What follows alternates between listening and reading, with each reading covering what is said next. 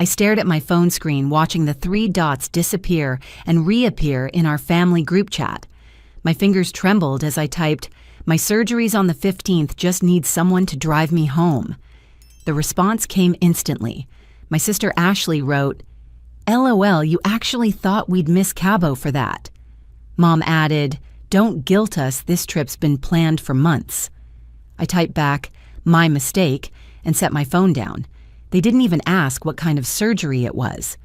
3 weeks earlier, I'd been standing at the front of our quarterly review meeting, laser pointer in hand, when the PowerPoint slides on the screen started swimming before my eyes. The revenue projections I'd spent 2 weeks preparing suddenly doubled, then tripled the numbers, overlapping in ways that made no sense. I gripped the edge of the mahogany conference table, hoping nobody noticed my knuckles turning white. "Caitlin, are you all right?" Grace, my assistant manager, had risen halfway from her seat, concern etched across her face. "Just a migraine." I'd managed, though the pain behind my eyes felt different from any headache I'd experienced before. "Let's take a quick break." In the executive bathroom, I'd splashed cold water on my face and stared at my reflection. 32 years old, senior financial analyst at a Fortune 500 company, and something was terribly wrong. The fluorescent lights seemed to pulse and flicker, though I knew they were steady. That afternoon, I'd driven myself to urgent care, then to the emergency room when the doctor there took one look at my dilated pupils and made a phone call. By evening, I was sliding into an MRI machine, the rhythmic banging drowning out my racing thoughts. Dr. Matthews had kind eyes behind wire-rimmed glasses. He'd pulled up the scan results on his computer screen, pointing to a small mass near my optic nerve. "It's a meningioma," he'd explained, his voice gentle but direct. "Benign but growing. We need to remove it before it causes permanent damage to your vision." Benign, such a reassuring word, yet it didn't stop my hands from shaking as I signed the surgical consent forms. "Do you have family who can support you through this?" the nurse had asked, preparing my paperwork. "Of course," I'd replied automatically, "because that's what you say. That's what everyone assumes." Now, 3 weeks later, I scrolled through our family group chat, seeing their excitement building for their Cabo trip. Mom had posted a countdown widget 2 months ago. 60 days until Paradise. Ashley shared photos of the resort, the infinity pool overlooking the ocean, the swim-up bar where she planned to spend most afternoons. Tyler, my younger brother, sent links to deep-sea fishing excursions. I'd watched their plans develop, saying nothing about my diagnosis. Part of me wanted to protect them from worry. Another part, a smaller voice I tried to ignore, wondered if they'd even care. The surgery date Dr. Matthews offered happened to fall during their trip. "We could push it back 2 weeks, he'd suggested, but I'd seen the concern in his eyes. The tumor was pressing more each day. My vision episodes were becoming frequent. "No, the 15th is fine." I told him, thinking surely one of them would offer to delay their vacation by just 1 day, just long enough to drive me home. Grace had noticed my increasing struggles at work. She'd covered for me during presentations, quietly adjusted my computer screen when I squinted at spreadsheets, suggested we move meetings to rooms with softer lighting. "Whatever's going on, I'm here," she'd offered last week. I'd almost told her then. Almost admitted that I'd be having brain surgery while my entire family sipped margaritas on a beach. But admitting it out loud would make it real, would confirm what I'd always suspected, but never wanted to acknowledge. Looking at their response now, Ashley's LOL felt like a slap. Had she really laughed out loud? The thought of me needing them, genuinely amusing Mom's follow-up about not guilting them, stung worse. I hadn't mentioned the word surgery to provoke guilt. I'd simply stated a fact and made a simple request. My mistake indeed. I pulled up the surgery center's website and booked a medical transport. $300 for a ride home.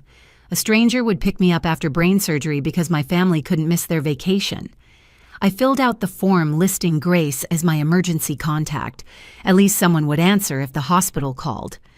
The group chat continued buzzing. Ashley posted a photo of her new bikini. Mom shared the restaurant reservations she'd made. Tyler sent a meme about airport security. Not one of them asked a follow-up question about my surgery. I closed the chat and opened my work calendar. 3 days of sick leave for the surgery and initial recovery. I'd need to prepare detailed handover notes for Grace, ensure all my projects were covered. Always the responsible one, even now, even with a tumor growing behind my eye pressing on the nerve that let me see the world clearly. Though perhaps my vision problems weren't all physical. Maybe the tumor was just revealing what had always been blurry about my family's priorities. My phone buzzed. A text from Ashley Private outside the group chat. My heart lifted for a moment. Maybe she'd reconsidered. Maybe she wanted details about the surgery without embarrassing herself in front of Mom and Tyler. "Can you water my plants while we're gone? The neighbor I asked just bailed. I'll leave a key under the mat." I stared at the message for a long moment, then typed back, "I'll be recovering from surgery. Remember?" 3 dots appeared, disappeared, appeared again. Finally, "Oh, right, NVM, I'll ask someone else."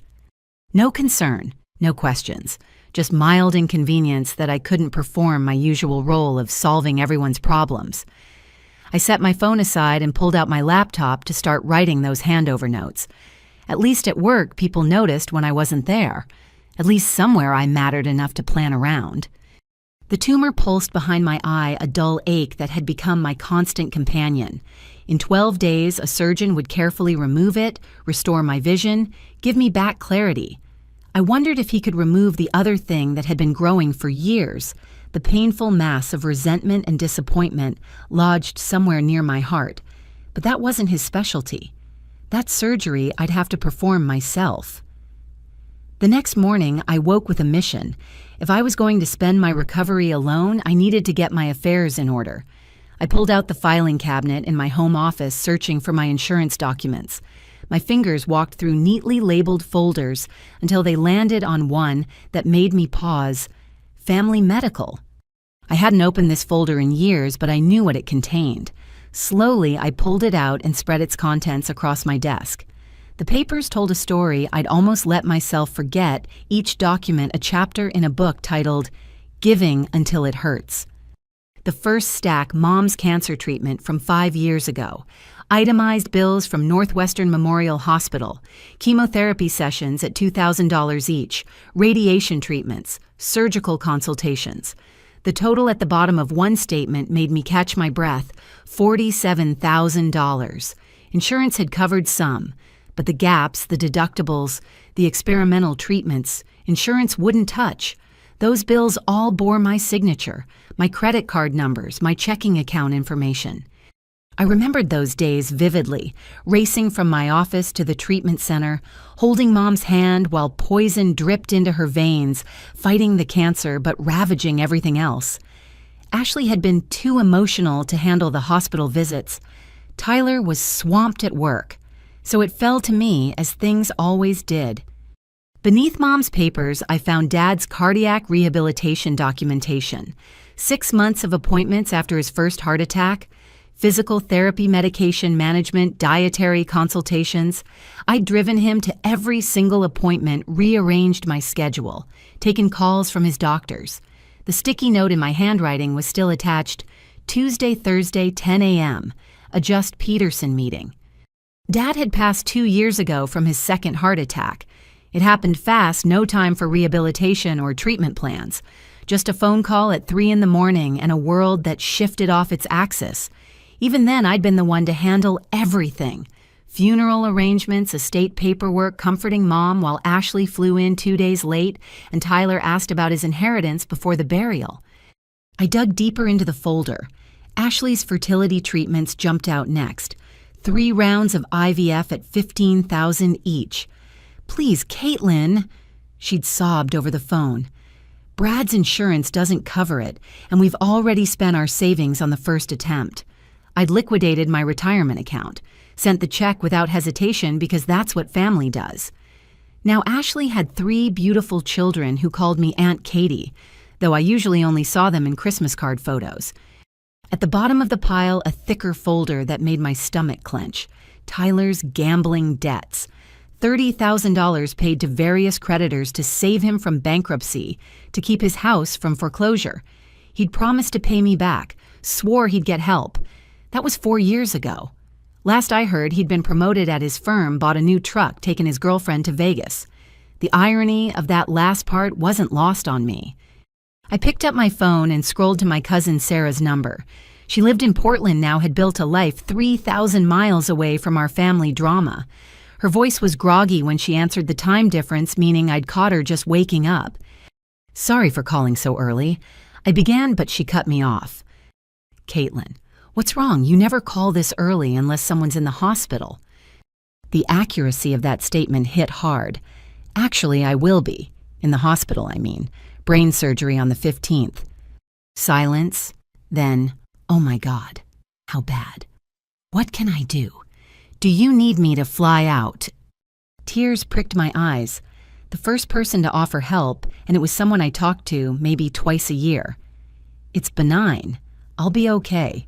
I was going through old papers and found all this stuff from when Mom was sick. Do you remember when I turned down that job in Seattle? The Amazon position. Of course I remember. 6 figures, stock options, the whole package. We were all shocked when you said no. Mom had just been diagnosed. Someone needed to be here. Sarah's exhale was long and heavy. And of course, that someone was you. It's always you, isn't it? A pause. Caitlin, can I ask you something? And I need you to really think about the answer. Okay. When was the last time any of them did something just for you? Not because they needed something in return, not as a thank you for something you did first, just for you. I stared at the papers spread before me, evidence of decades of one-way generosity. My mind searched for an answer, rifling through memories like files in a cabinet. Birthday dinners where I'd paid the check, Christmas gifts that were clearly afterthoughts, the promotion party they'd forgotten to attend. I can't remember, I admitted quietly. That's what I thought. Sarah's voice carried a mix of sadness and frustration. You know what Mom says about you? She calls you the family ATM. Pop in your card, get what you need, walk away until next time. Sarah. What it's true, and before you defend them, ask yourself why I moved across the country the second I graduated college, why Marcus joined the Peace Corps and never came back, why everyone who can get away from that dysfunction does except you. My phone buzzed with a notification, the group chat. I put Sarah on speaker to check it. Ashley had posted her detailed packing list asking who had recommendations for reef-safe sunscreen. Mom had responded with 3 heart emojis and a reminder to bring aloe vera just in case anyone burns. Tyler had sent a gif of someone doing a cannonball into a pool. They're going to Cabo, I told Sarah. During my surgery, I asked if someone could drive me home after and they laughed. They what? Ashley literally wrote LOL, like the idea of missing their vacation to help me was genuinely funny. Please tell me you're not still planning to water her plants. A surprise laugh escaped me, the first genuine one in weeks. She already asked. I told her I'd be recovering. Good. Small steps. Sarah's tone shifted, became more serious. Caitlin, I know you don't want to hear this, but maybe this is a blessing. Maybe this surgery is about more than removing a tumor. Maybe it's about finally seeing clearly who deserves to be in your life. After we hung up, I sat surrounded by the financial evidence of my role in the family, the caregiver, the problem solver, the one who never said no. Each receipt and invoice represented a piece of myself I'd given away expecting nothing in return, because that's what good daughters, good sisters do. But Sarah was right. My cousins had seen what I'd been blind to. They'd protected themselves by leaving. I'd stayed thinking proximity meant love, that being needed meant being valued. The tumor behind my eye had blurred my vision, but maybe the real impairment had been there all along. I gathered the papers, returning them to their folder. In 10 days, Dr. Matthews would remove the growth that threatened my eyesight, the growth that had been stealing my clarity one day at a time. I wondered if recovering from surgery might give me the distance I needed to address the other thing that had been slowly robbing me of perspective. My laptop chimed with an email from work. Grace sending a funny meme about Excel spreadsheets with a note, "Thought you could use a laugh." Also, I've cleared my calendar for the 15th through 17th, just in case you need anything. Just in case I need anything. From someone I'd worked with for 2 years, not someone I'd shared DNA with for 3 decades. I looked back at the family group chat now discussing whether the resort's pool bars accepted cash or were card only.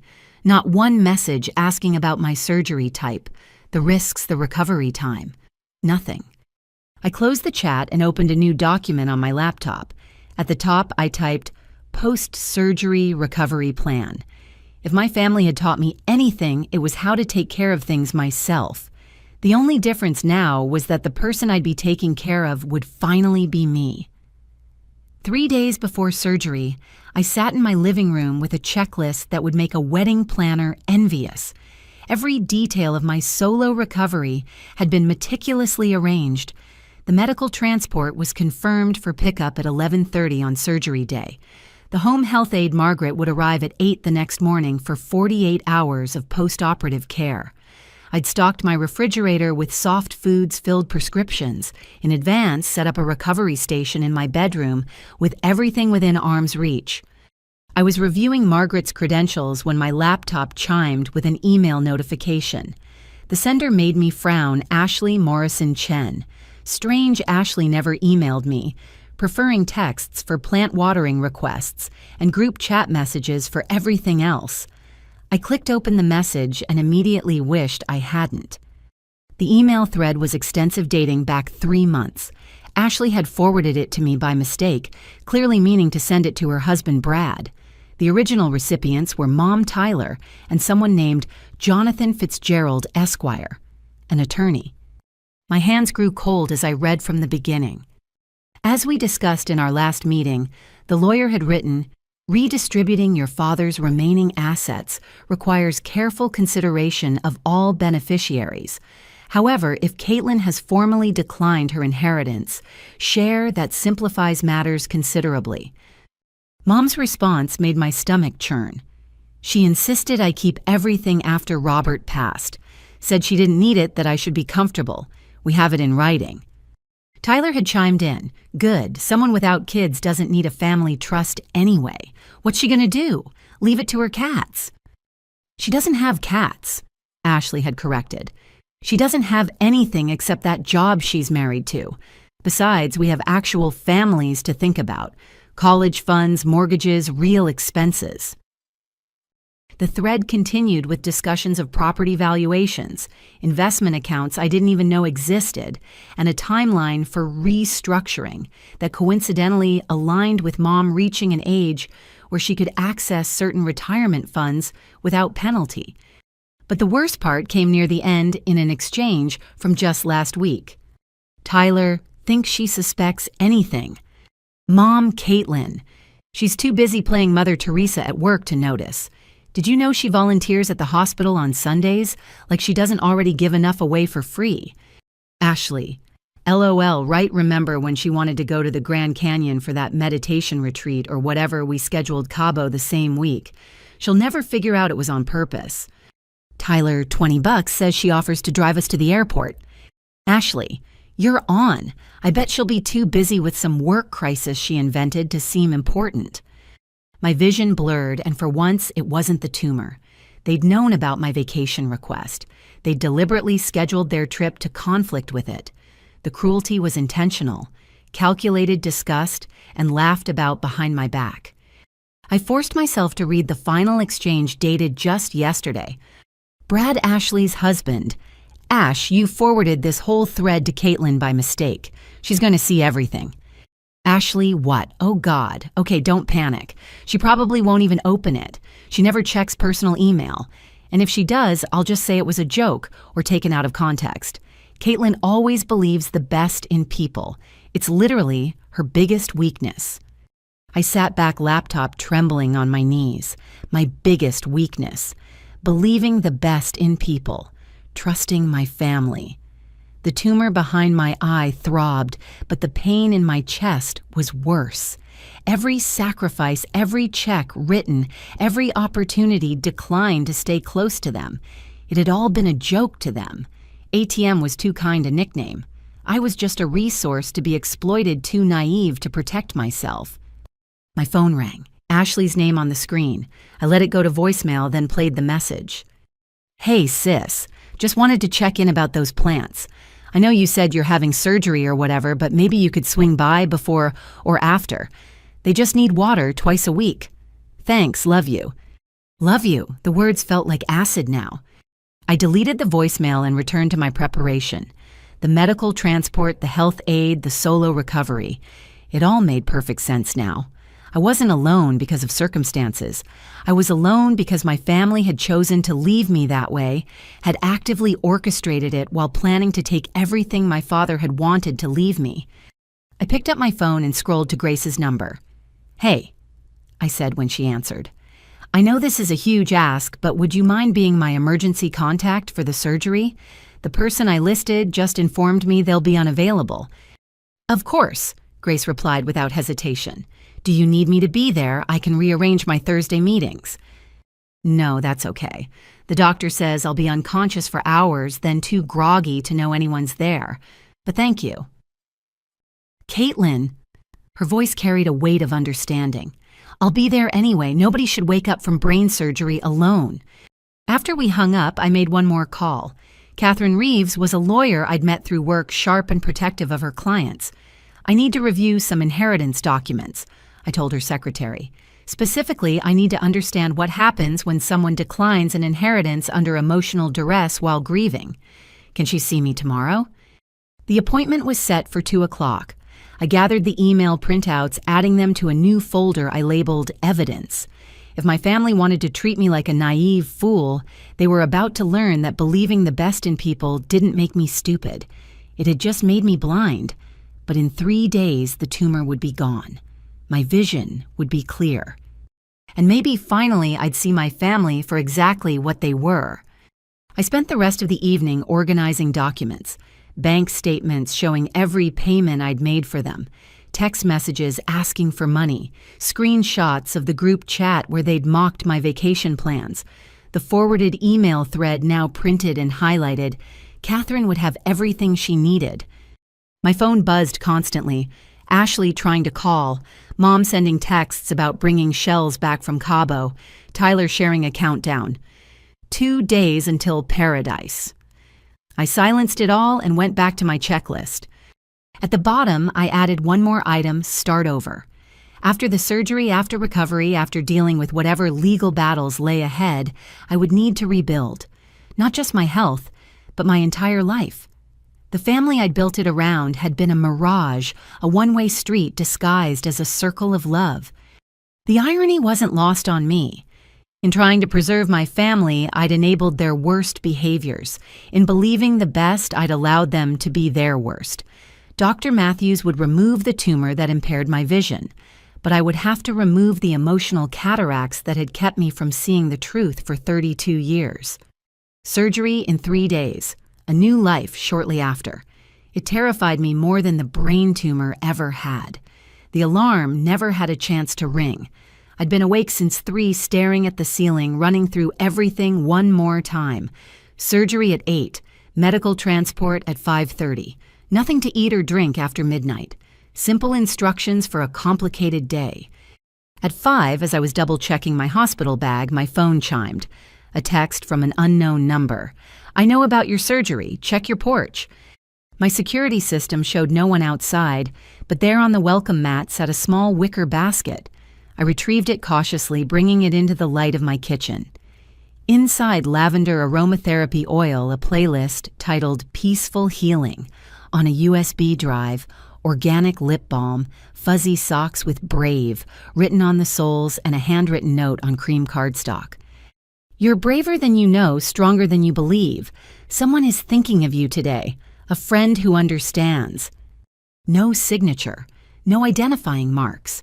The handwriting was unfamiliar, careful cursive that could have belonged to anyone. I held the note, reading it 3 more times. Someone knew.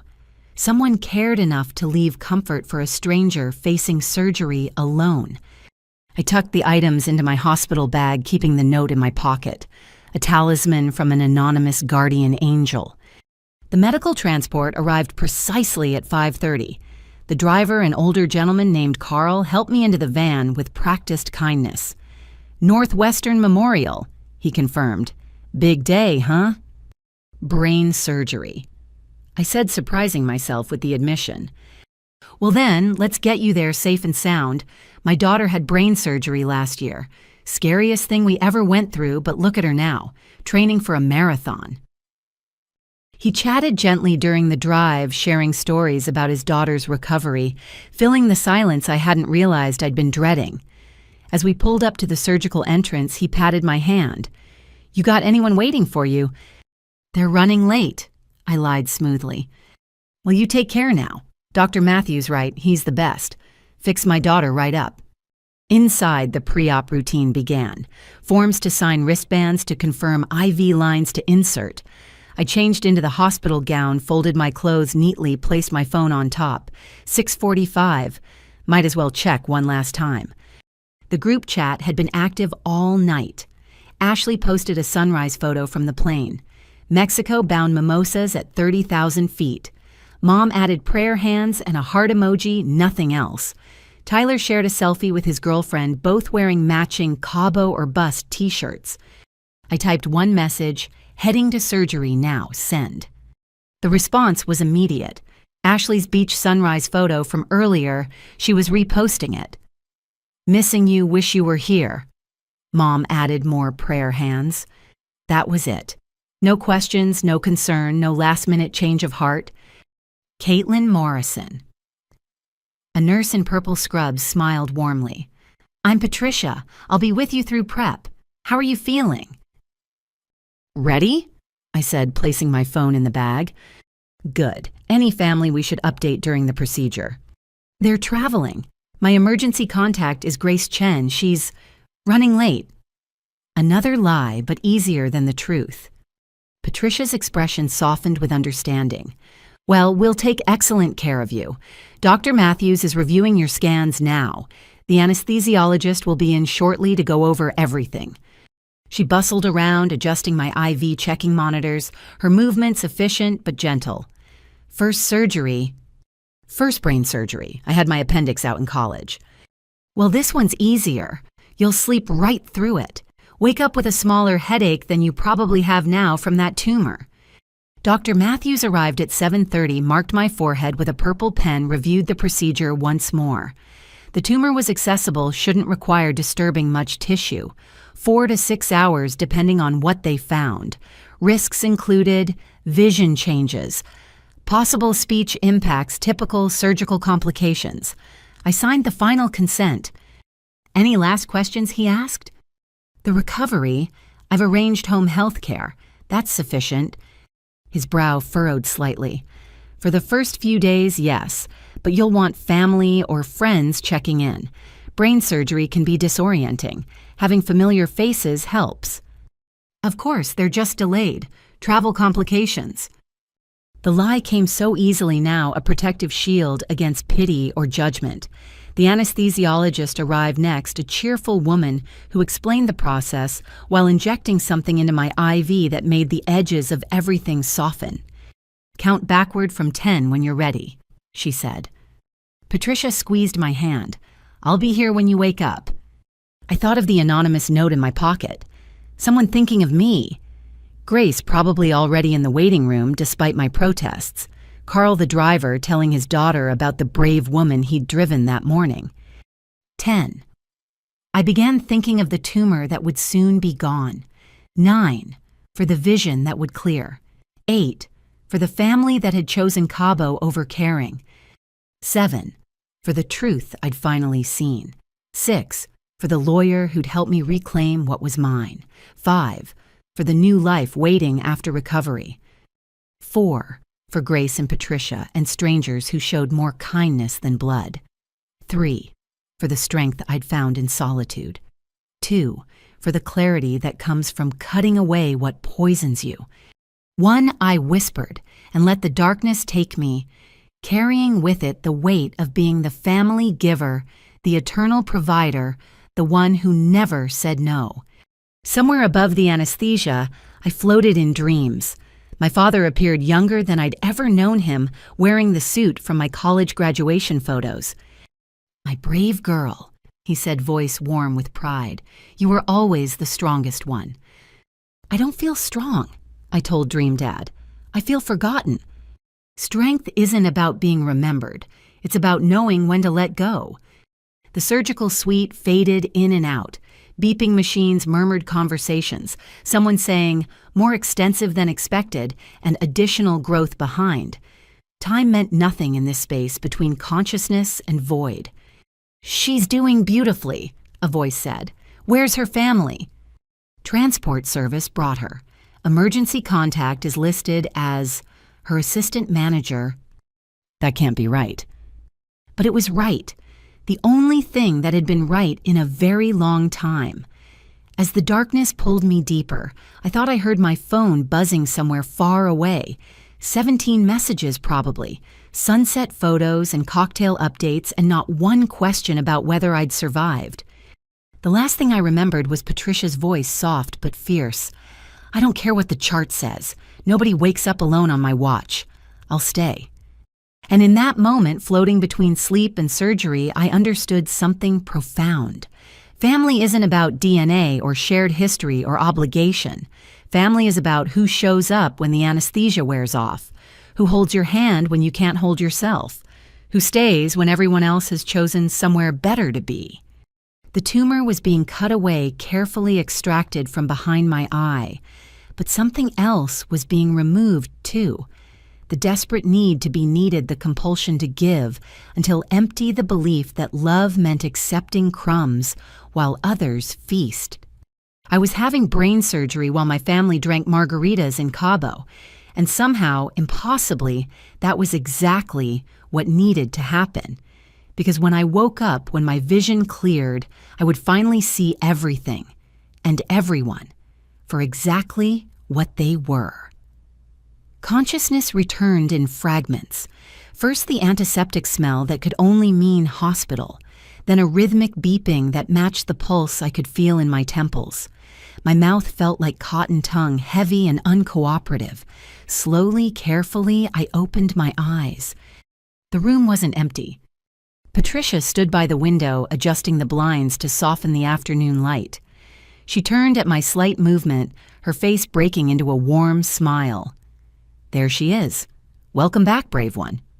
I tried to speak, managed only a croak. Patricia was beside me instantly with a cup of ice chips. "Small amounts. Your throat's probably sore from the breathing tube. How's your pain level?" I held up 3 fingers. Manageable. Bearable. Nothing compared to reading that forwarded email 3 days ago. "Good. Dr. Matthews will be thrilled. Surgery went even better than expected, though it took a bit longer. You've been out for about 6 hours total." 6 hours. In Cabo time, that meant my family had probably finished their welcome cocktails unpacked in their ocean view suites, posted a dozen photos of paradise. I wondered if any of them had thought to check their messages to see if I'd survived having my skull opened. "There's something else," Patricia said, pulling a chair close to my bed. Her expression had shifted, carrying weight beyond medical updates. "Before you went under, I noticed your emergency contact situation. It bothered me all morning." She reached into her scrub pocket and pulled out an envelope. My name was written on it in careful script. "We had a patient last month, Eleanor Hartley. 91 years old, sharp as a tack. Brain surgery, just like you, though hers was more complicated. No family, no visitors, except..." Patricia paused, studying my face. "Every Sunday, a young woman would come to the recovery ward. She'd bring flowers, not for anyone specific, just for whoever needed them most. She'd sit with patients who had no one, read to them, help them write letters, just cared." My chest tightened. Those Sunday visits were my secret ritual, my way of balancing the universe. For every dollar I gave my ungrateful family, I gave an hour to strangers who needed connection. Eleanor was enchanted by this woman. asked about her constantly, the mystery visitor who remembered the forgotten. Patricia handed me the envelope. Before Eleanor passed last week, she left this with specific instructions. She made me promise to give it to Caitlin Morrison when she came in for her surgery. She knew about your tumor somehow, said she'd overheard you talking to another patient about it. My hands trembled as I opened the envelope. Inside 2 sheets of paper, the first a handwritten letter in shaky but determined cursive. Dear Caitlin, you don't know me, though. I feel I know you. For 8 Sundays you sat by my bed. You brought daisies because the nurse mentioned I grew them in my garden 70 years ago. You read me poetry when my eyes were too weak. You held my hand through the fear. I asked about you. Learned you visit every week, bringing light to those of us whose families have forgotten or forsaken. I wondered what kind of person gives so freely to strangers. Then I learned about your family. Always taking, never giving. Always needing, never seeing. I was like you once, gave everything to people who gave nothing back. It took me 90 years to learn what I hope you'll discover. Sooner the family we choose is more real than the family we're born to.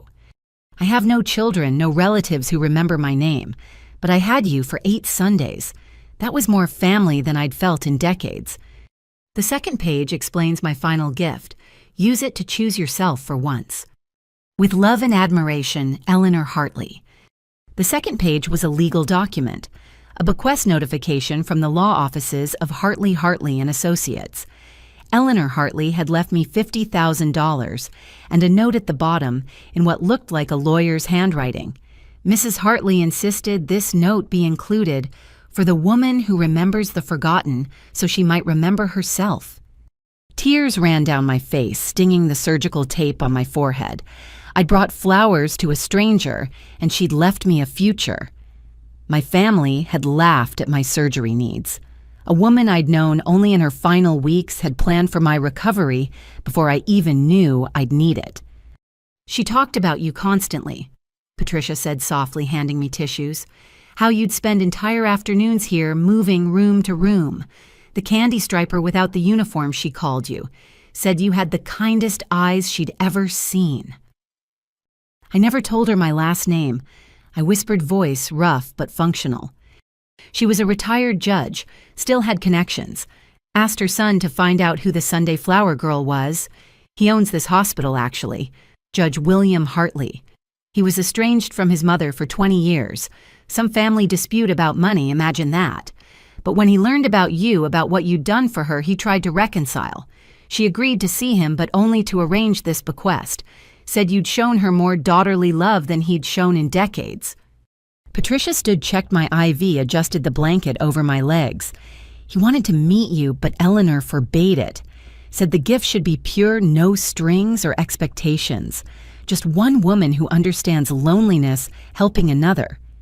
My phone sat on the bedside table. Patricia must have retrieved it from my belongings. The screen showed 23 notifications. I could imagine them all.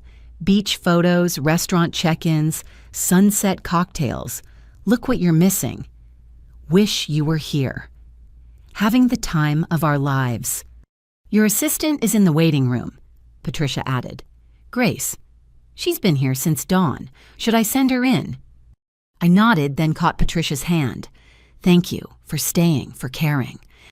Honey, I've been a surgical nurse for 20 years. I've seen every kind of family. The ones who camp in the waiting room, the ones who show up late, the ones who don't show up at all. But I've never seen someone wake up from brain surgery to find out a stranger left them a fortune because they were the only one who showed kindness. That tells me everything I need to know about who deserves to be surrounded by love and who's been surrounded by users. She left to get Grace, and I held Eleanor's letter against my chest. The money was overwhelming, but the recognition was everything. Someone had seen me. Not the ATM, not the family problem solver, not the reliable Caitlin who never said no. Eleanor had seen the woman who brought flowers to strangers because she understood what it felt like to be forgotten. Grace burst in, eyes red with worry and relief. Oh, thank God. I've been wearing a hole in the waiting room carpet. How do you feel? What did the doctor say? I brought your favorite tea, But they said you can't have it yet, so I drank it, but I can get more." She paused, her rambling took in my tear-stained face. "Caitlin, what's wrong? Is it bad news? The surgery?" "No," I managed. "Good news, unexpected news, impossible news." I showed her Eleanor's letter, watched her eyes widen at the bequest document. Grace sank into the chair Patricia had vacated, reading everything twice. $50,000 from a stranger. Not a stranger, just someone I didn't know was watching. Grace looked up at me, and her expression held something I rarely saw directed my way: protective anger. "Your family's in Cabo spending money you gave them, while a woman you showed basic human kindness to made sure you'd be okay. Do you see it now? Do you finally see what everyone else has been trying to tell you?" I touched the bandage on my head, felt the tender spot where they'd cut through skin and bone to remove what didn't belong. They took out 2 tumors, found another one during surgery, smaller hidden behind the first. Two things blocking my vision, 2 things that needed to be cut away. I met her eyes. "I see it now, Grace, all of it." My phone buzzed, another message in the family group chat. I didn't need to look. Didn't need to see what restaurant they'd chosen for dinner, or what cocktail Ashley was drinking, or how beautiful the sunset looked from their resort. Eleanor Hartley had given me more than money. She'd given me permission to stop watching other people live the life my sacrifices had purchased. "What are you going to do?" Grace asked. I thought of the lawyer I'd met with the documents I'd gathered, the forwarded email that revealed their true feelings. Thought of Eleanor alone for 20 years because of family disputes about money, finding more love from a stranger with flowers than from the son she'd birthed. First, I'm going to recover. Then I'm going to remember myself. Grace squeezed my hand. About time. Outside my window, Chicago stretched toward Lake Michigan, afternoon sun glinting off windows like scattered diamonds. Somewhere in Mexico, my family was toasting their vacation. Here in this hospital room, surrounded by chosen family, Patricia checking in every hour, Grace refusing to leave Eleanor's spirit in every word of her letter. I was exactly where I belonged. The tumors were gone. My vision was clearing, and for the first time in 32 years, I could see my worth measured in something other than what I could give away. I must have drifted off after Grace left to grab dinner because suddenly I was back in the operating room counting backward from 10.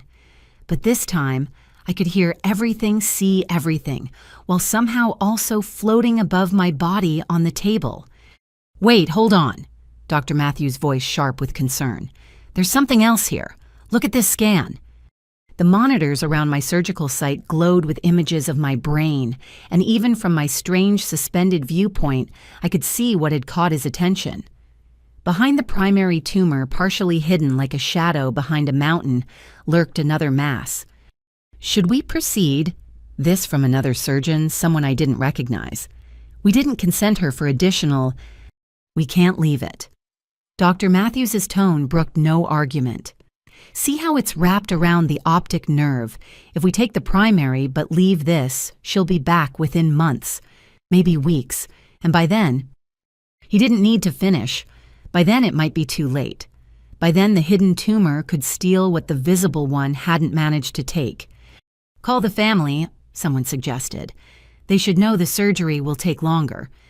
She listed an assistant manager as emergency contact. Patricia's voice cut through the medical chatter. "Family's unreachable, traveling." A moment of silence in the OR. Even unconscious, even floating in this strange dreamscape, I could feel their disbelief. Brain surgery and no family waiting for news. No one pacing the halls demanding updates, counting minutes until they heard their loved one had survived. "Then we make the call ourselves," Dr. Matthews decided. "In my 30 years of surgery, I've learned something. The patients who wake up alone often have the strongest will to survive. We give her our best." The surgery continued in my dream vision. I watched them work, careful and precise, navigating the landscape of my brain like explorers in unmapped territory. The first tumor came away clean exactly as planned. but the second one, the hidden passenger, proved more stubborn. "It's like it doesn't want to let go," the assisting surgeon murmured. Floating there, I almost laughed. Of course it didn't want to let go. It was the physical manifestation of every toxic attachment I'd refused to sever, every unhealthy relationship. I'd clung to every instance of putting others' needs so far above my own that I'd forgotten I had needs at all. In my suspended state, time moved differently. Past and present blurred together. I saw myself at 25 turning down the Seattle job. "Mom needs me." I'd explained to the recruiter who'd looked baffled at anyone rejecting such an opportunity. I saw myself at 28 emptying my savings for Tyler's rehab that he'd leave after 3 days. At 30 signing loan documents for Ashley's house down payment, telling myself that's what sisters do. "Got it," Dr. Matthews announced, and in my dream I felt something shift. Not just the tumor being lifted away, but something deeper. A weight I hadn't realized I'd been carrying removed along with the damaged tissue. "She's going to have one hell of a headache when she wakes up," someone said. "But she's going to wake up," Patricia responded. "And see clearly. That's what matters." The scene shifted and suddenly I was in a different room. Not the OR, but somewhere softer, dimmer. My father sat beside me looking exactly as he had the last Christmas before his heart attack. Healthy, whole, wearing the ridiculously ugly sweater Tyler had given him as a joke. "There's my girl," he said, though his lips didn't move. In dreams, apparently, we communicate soul to soul. Though you're not really mine, you never were. Always belonged to yourself, even when you forgot. "Dad, Shh. He held up a hand. "I know what you're going to say. That you should have done more, been there more, saved me somehow. But sweetheart, you can't save people who won't save themselves. Not me from my cigarettes and stress. Not your mother from her bitterness. Not Ashley from her selfishness. Or Tyler from his demons." "Then why did you leave me with them?" His expression grew sad. "Because I was selfish too. Easier to let you handle everything than admit I'd raised 2 children who only knew how to take. Your mother and we failed Ashley and Tyler by never saying no, but we failed you worse by watching you give everything and never teaching you how to stop." The room began to fade around us. Dad was fading too, becoming translucent like morning mist. "But you figured it out, didn't you? That's why you're here having surgeons cut away what doesn't belong. Just promise me something." "Anything. When you wake up, when you can see clearly, don't let guilt make you blind again.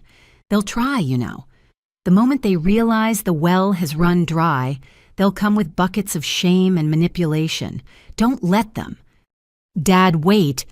But he was gone, and I was rising, floating up through layers of consciousness like a deep sea diver returning to the surface.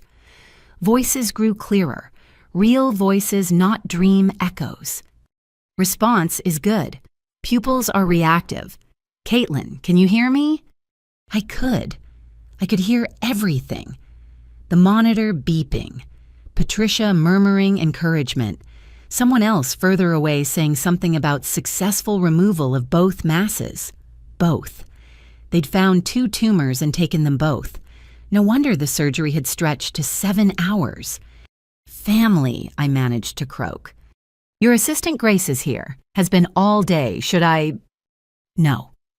The word came out stronger than I expected. "My family. Did they—" Patricia's hesitation told me everything. "There have been no calls from your emergency contact list, but Grace has been checking in every hour, and there's a gentleman Carl says he drove you this morning. He dropped off flowers and a card from his daughter. Strangers, acquaintances, people I'd known for months or minutes showing more concern than the people I'd shared decades with. If I could have laughed without my head exploding, I would have." "There were complications." Dr. Matthews' voice closer now. "We found a second tumor during surgery. Smaller, but positioned in a way that would have caused significant problems if left untreated. We made the decision to remove it. I hope—" "Thank you." 2 words carrying more gratitude than I could express. He'd found what was hidden, cut away what I couldn't see, given me a chance at clarity I didn't even know I needed. "Recovery will be a bit longer," he continued. "The surgery was more extensive, but both tumors were benign and we achieved complete removal. Your prognosis is excellent." Excellent. Such a clinical word for such a monumental change. 2 invaders in my brain secretly stealing my sight, now gone. I wondered if there was a surgery to remove the emotional equivalents, the guilt tumors, the obligation lesions, the malignant need to be needed that had metastasized through 32 years of life. "Rest now," Patricia soothed. "Real healing starts when you stop fighting." As I drifted back toward sleep, I thought about hidden tumors, the ones that grow in shadows undetected until something forces us to look deeper. My family had been scheduled for Cabo for months, but they'd been gone much longer than that. Hidden behind the primary dysfunction growing in the shadows of obligation and guilt, nurtured by my inability to see what everyone else apparently knew. But Dr. Matthews had found them both, cut them both away, and when the bandages came off, when the swelling went down, when my vision cleared completely, I would finally see what had been there all along. Not the family I'd wished for, sacrificed, for emptied myself for, but the truth sharp and clear as surgical steel. The machines sang their electronic lullabies. Somewhere my phone held messages I didn't need to read. Somewhere else, much further away, my family raised glasses in a country I'd never visit on a vacation I'd helped pay for. And here, in a hospital room that smelled like antiseptic, and hope I began the long journey back to myself. 2 tumors down. How many more to go? True consciousness returned slowly like developing film in a dark room. First awareness of sound, not the sharp medical voices from surgery, but softer conversations, the rustle of papers, quiet typing on a laptop keyboard. Then light filtering through my closed eyelids, warm but not harsh. Finally, sensation beyond the expected headache, a hand holding mine gentle but present. But I opened my eyes to find my hospital room transformed. Flowers covered every surface. Not elaborate arrangements or funeral sprays, but simple bouquets in mason jars and coffee mugs. Daisies and carnations, the kind you grab at grocery stores when you remember someone needs remembering. The kind I'd brought to strangers for months of Sundays. Grace sat beside my bed laptop, balanced on her knees, typing one-handed, while her other hand held mine. She was wearing the same clothes from this morning. Yesterday morning, time had gone elastic, stretched and compressed by anesthesia and pain medication. "The quarterly reports can wait," she said without looking up, somehow sensing my consciousness. "But Peterson's being a pain about the Johnson account, so I'm handling it. Don't even think about asking for details until that crease between your eyebrows goes away." I tried to speak, found my throat desert dry. Grace was ready with ice chips, helping me sit up slightly, adjusting pillows with practiced ease. "Before you ask, it's Saturday afternoon. Your surgery was yesterday morning. You've been in and out for about 30 hours. And yes, I've been here the whole time, so don't start with the guilt. My couch at home is lumpy anyway." "The flowers?"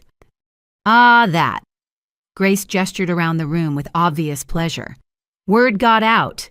Don't ask me how, but around 10 this morning they started arriving.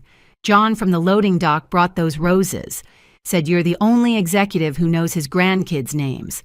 The cafeteria ladies sent that fruit basket with a note that says, 'For the only one who says please and thank you.' The overnight security crew pooled money for those Gerbera daisies."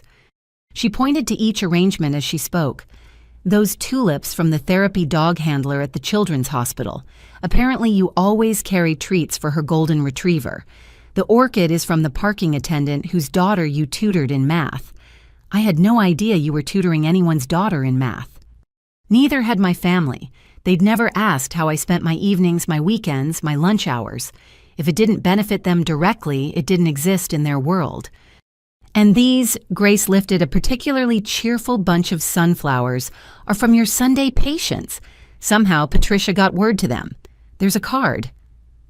With shaking hands, I opened the small envelope.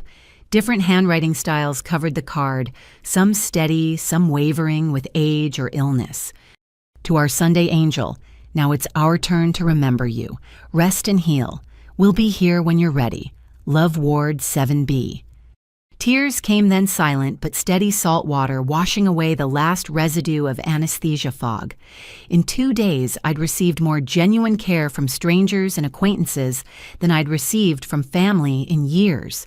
The contrast was so sharp, it physically hurt a pain no morphine could touch. Patricia entered with my afternoon medications, took one look at my face, and made a small sound of understanding. It's a lot, isn't it? Finding out how many people actually see you. She checked my vitals with gentle efficiency. Your numbers look good. Pain level 4, I admitted, maybe 5. That's to be expected. You had extensive surgery, but everything looks exactly as it should. Dr. Matthews will be by soon for rounds. She paused at the door. Oh, and there's someone in the waiting room. Been there about an hour. Says he's your brother. My stomach clenched. Tyler. Here. Which meant either genuine concern had finally penetrated his selfishness, or more likely he'd seen the news coverage of Eleanor's bequest. $50,000 had a way of making family remember you existed. I started, but Grace cut me off. Would you like me to see what he wants first? Reconnaissance mission. I nodded, grateful again for this woman who'd become more sister to me than Ashley had ever been. Grace squeezed my hand and left, passing Patricia in the doorway. That one's a keeper, Patricia observed. Real family shows up in actions, not just DNA. While Grace was gone, I let myself truly see the room. Beyond the flowers, evidence of care surrounded me.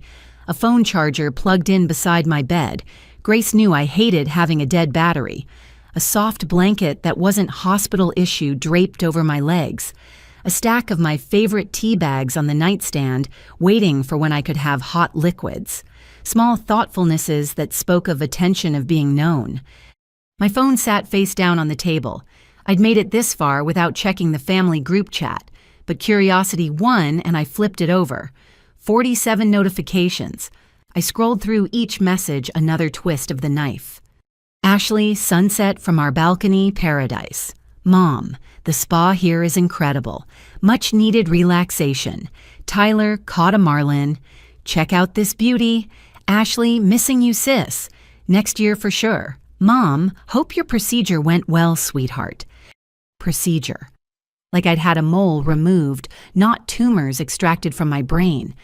The casual dismissal of it, the way they'd diminished, even this made my hands shake with rage. Then further down, a shift in tone. Tyler, hey, why aren't you answering? Ashley, hello, Caitlin, stop being dramatic. Mom, your brother says you're getting some big inheritance, call us back. Tyler, just saw the news about Eleanor Hartley. WTF, Caitlin. Ashley, is this why you've been MIA seriously? And finally, from this morning, Tyler, I'm flying back. We need to talk about this inheritance situation. Family first, remember? Family first. The audacity of it. The sheer breathtaking hypocrisy of using those words now after choosing Cabo over my crisis, after plotting to steal my father's legacy, after years of taking and taking and taking until I had nothing left to give except what a stranger had seen fit to leave me. Grace returned, her expression thunderous. Oh, you're not going to believe this. He's here about the money. Didn't even ask how your surgery went, just launched into this whole speech about how family shares windfalls and how you'd obviously want to help with his new business venture. He has a new business venture. Apparently. Something about cryptocurrency and NFTs. I might have told him you were still in critical condition and couldn't have visitors. I might have also mentioned that security has been notified about potential disruptions to patient recovery. Grace. No, absolutely not. You just had brain surgery, literal brain surgery, and he's here with his hand out. I don't think so. She settled back into her chair, protective fury radiating from every line of her body. Patricia agreed, by the way, said she'd handle it. As if summoned, Patricia reappeared. Your brother has been encouraged to leave. I explained that you're in no condition for stressful visits and that your medical team has restricted access to approved visitors only. He left this. She handed me an envelope. Tyler's messy handwriting scrawled across the front, "We need to talk, T." I didn't open it. Instead, I handed it back to Patricia. "Could you dispose of this medical waste, maybe?" Patricia's smile was sharp with approval. "Absolutely. Can't have contaminated materials in a sterile environment." The next few hours passed in a blur of medical checks, medication adjustments, and gentle conversations. Dr. Matthews confirmed the surgery's complete success. Both tumors removed cleanly, no signs of complications, vision already improving. "You're lucky we caught that second one," he said. "Another month or two and the damage might have been permanent." Lucky. I thought of the family group chat I'd checked that morning 3 days ago, their laughter at my simple request for help. If they'd agreed to delay Cabo by even 1 day, would I have mentioned the surgery details? Would their presence have somehow prevented that second tumor from being found? Or would their toxic energy have clouded the room, making everyone miss what needed to be seen? "When can I go home?" I asked. "Tomorrow, if someone can stay with you for 48 hours. The home health aide you arranged is perfect for medical needs, but you'll want emotional support too. Brain surgery can be disorienting. Having familiar faces helps ground you." Familiar faces. I looked around the room full of flowers from people I'd shown passing kindness to. At Grace, still typing away at her laptop while keeping one eye on my monitors.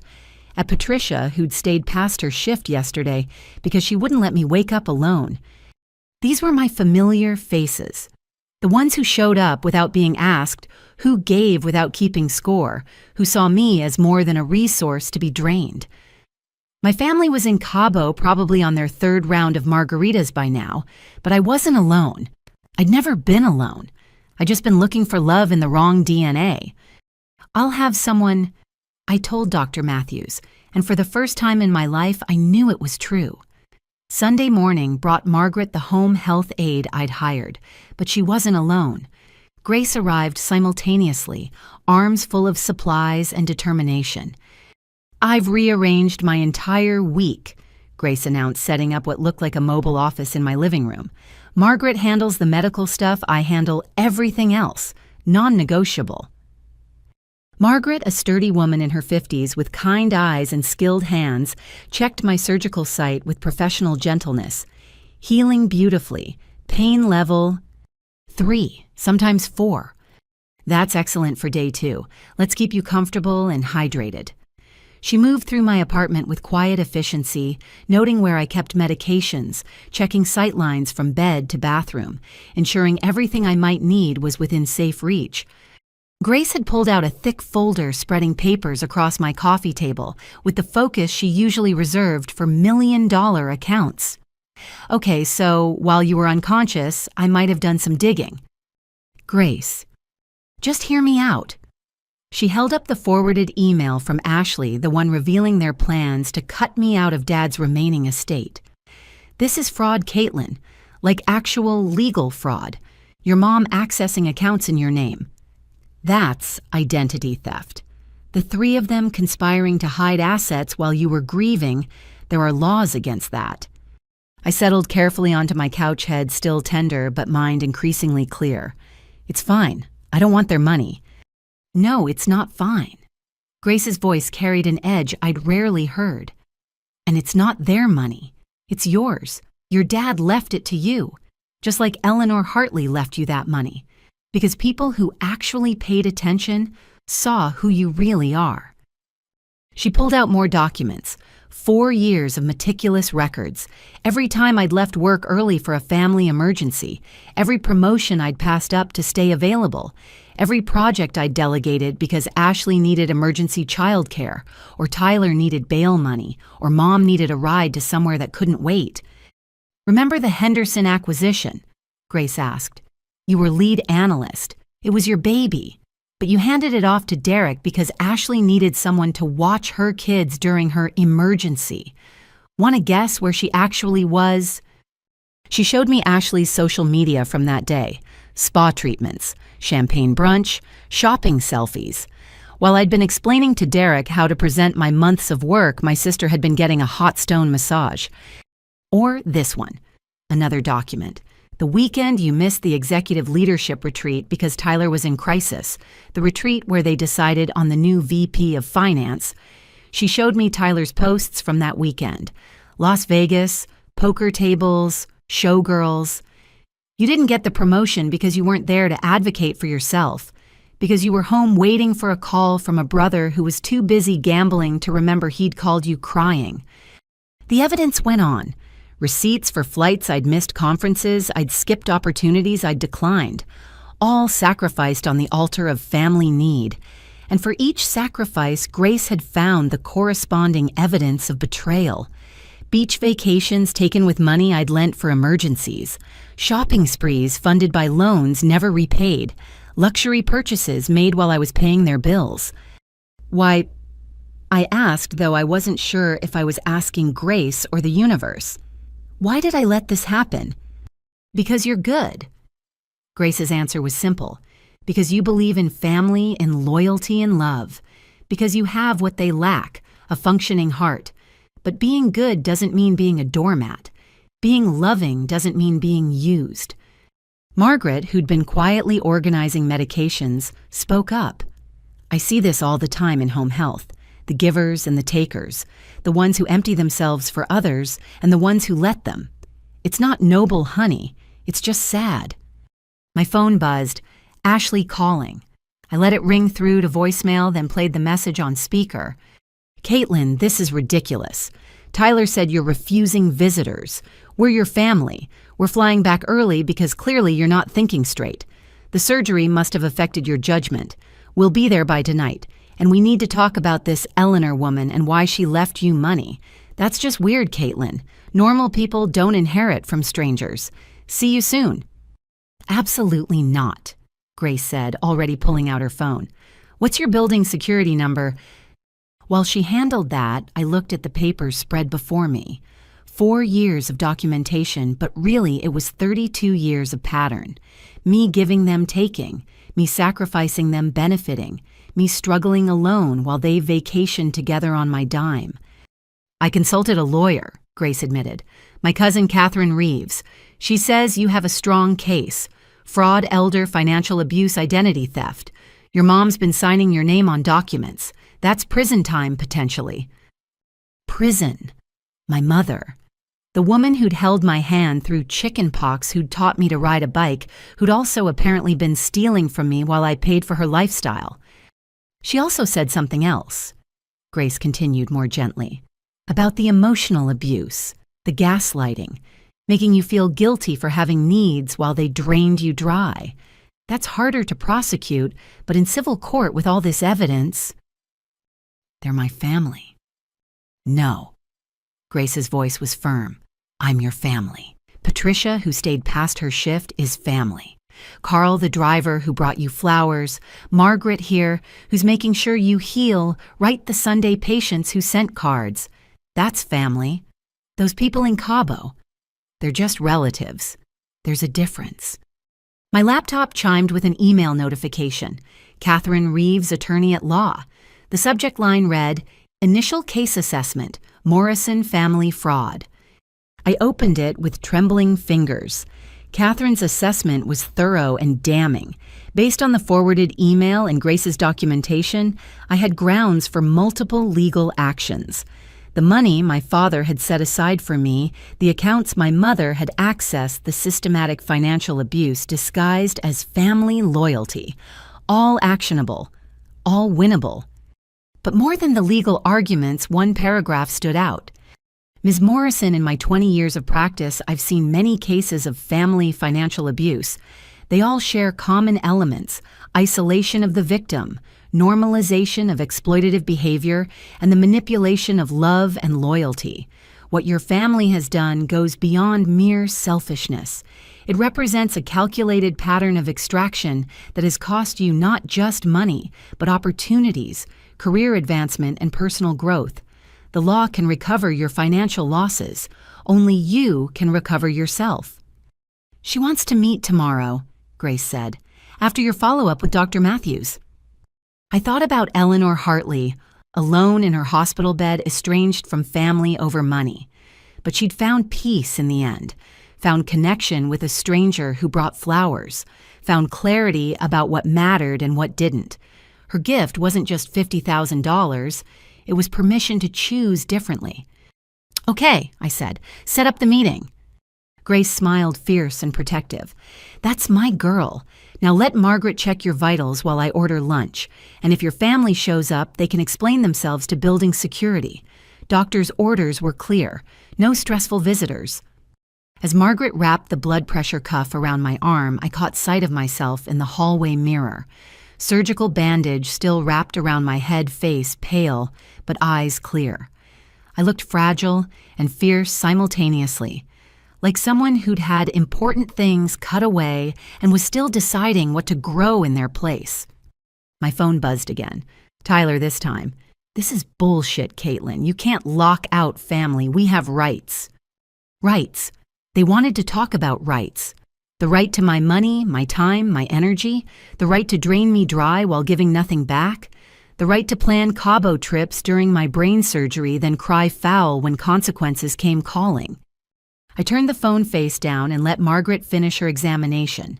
Tomorrow I'd meet with Catherine. I'd file papers. I'd start the process of reclaiming not just money, but myself. Today I'd rest in the care of chosen family while my DNA relatives scrambled to figure out why the ATM had suddenly stopped dispensing. The tumors were gone. My vision was clearing. And for the first time in 3 decades, I was ready to see my family for exactly what they were. More importantly, I was ready to show them exactly who I'd become.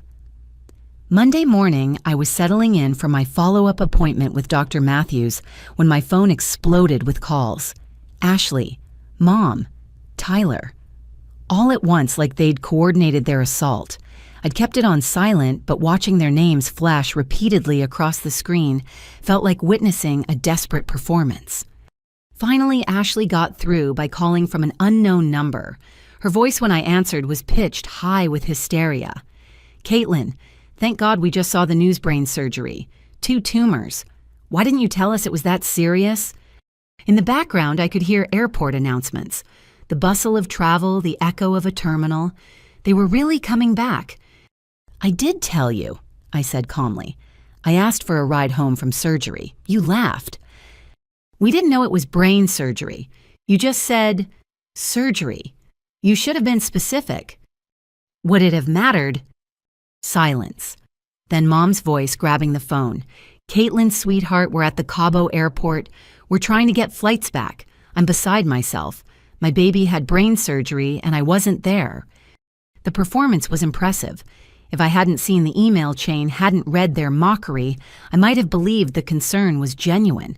But clarity Dr. Matthews had said was a common side effect of tumor removal, and I was seeing everything with crystalline sharpness. "There's no need to come back," I said. "The surgery is over. I'm recovering well." But the news said there were complications. Something about an inheritance, Caitlin. What's going on? Why is Eleanor Hartley leaving you money? How do you even know this woman? There it was. Buried the lead for less than 30 seconds. The surgery, the complications, my well-being. All just preamble to the real concern. The money. Tyler's voice joined the chorus. "Yeah, sis, this is all really weird. Some old lady you don't know leaves you 50 grand. People are going to think you manipulated her or something. We need to handle this as a family." Handle this as a family, like they'd handled my surgery by choosing margaritas over my well-being. "Eleanor knew me from my Sunday hospital visits," I said evenly. "I brought her flowers, kept her company. Basic human kindness." "Your Sunday, what?" Ashley sounded genuinely baffled. "What are you talking about?" Of course they didn't know. They'd never asked how I spent my weekends, my free time, my life beyond serving their needs. The idea that I had an existence outside of being their personal resource had never occurred to them. "I need to go," I said. "My doctor's here." "Wait, Caitlin, we're family. We should be there." "You should be in Cabo," I countered. That trip was planned for months, remember? Don't guilt me. I hung up on Ashley's sputtering and blocked all 3 numbers. The relief was immediate, like removing tight shoes after a long day. Dr. Matthews chose that moment to enter, taking in my expression with professional assessment. Family drama, he guessed. It's not uncommon after major surgery. Crises have a way of revealing people's true priorities. You could say that. I tucked my phone away. How do I look medically speaking? Remarkable. He examined my surgical site, checked my reflexes, tested my vision. The swelling is minimal, your cognition is sharp. Pain levels 2, maybe 3 in the mornings. Excellent. Any vision disturbances? The opposite, actually. Everything seems clearer. He smiled at that. I hear that a lot with tumor removals. Physical clarity leading to other forms of clarity. It's quite common for patients to make major life changes after brain surgery. The proximity to mortality tends to crystallize priorities. After he cleared me for normal activities with reasonable precautions, Grace drove me to Catherine Reeves's office. The lawyer was everything I'd hoped, sharp professional and righteously angry on my behalf after reviewing the evidence. This is extensive financial fraud, she said, spreading out the documents Grace had compiled. Your mother accessing accounts in your name, forging signatures, hiding assets. The email chain alone shows conspiracy to commit fraud. Add in the emotional manipulation, the pattern of exploitation. We're looking at both criminal and civil actions. What are my options? Legally, we can pursue full recovery of all misappropriated funds, plus damages. The inheritance your father set aside, the money your mother has been siphoning, potentially even recovery of the loans to your siblings that were never repaid. Criminally, your mother could face identity theft charges. The weight of it sat heavy in the room, sending my mother to prison, suing my siblings, the nuclear option for a family that had already detonated. Or, Catherine continued, we can use this as leverage for a settlement. Full repayment, no contact orders, clean break. They get to avoid criminal charges and public humiliation. You get your life back. What do you recommend? Honestly, the clean break. Criminal prosecution is messy, emotionally draining, and keeps them in your life for years, through court proceedings. A settlement with strict terms gets you free faster. She leaned forward. But this is your choice. What do you want? What did I want for them to love me the way I'd love them? Too late for that. For them to apologize to see how they'd hurt me. They weren't capable. For the past to be different. Impossible. I want to be free, I said finally. I want what's mine, and then I want them gone. Catherine smiled. Then let's make that happen. We spent 2 hours crafting the demand letter, return of all fraudulently accessed funds, repayment of documented loans, transfer of my father's intended inheritance. In exchange, no criminal prosecution. The terms included a no-contact order. They were to make no attempts to communicate with me directly or indirectly. This is generous, Catherine warned. They're getting off easy. I know. But every day they're in my life is another day I'm not healing. The money matters, but my peace matters more. Grace drove me home in contemplative silence. As we pulled up to my building, my phone buzzed with texts from unknown numbers.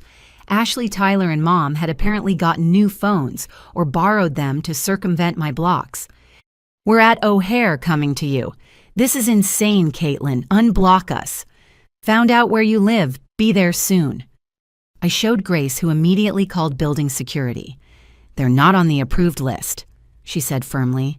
No one gets up without confirmation. An hour later, security called. My family was in the lobby demanding access. Mom was crying. Ashley was threatening legal action.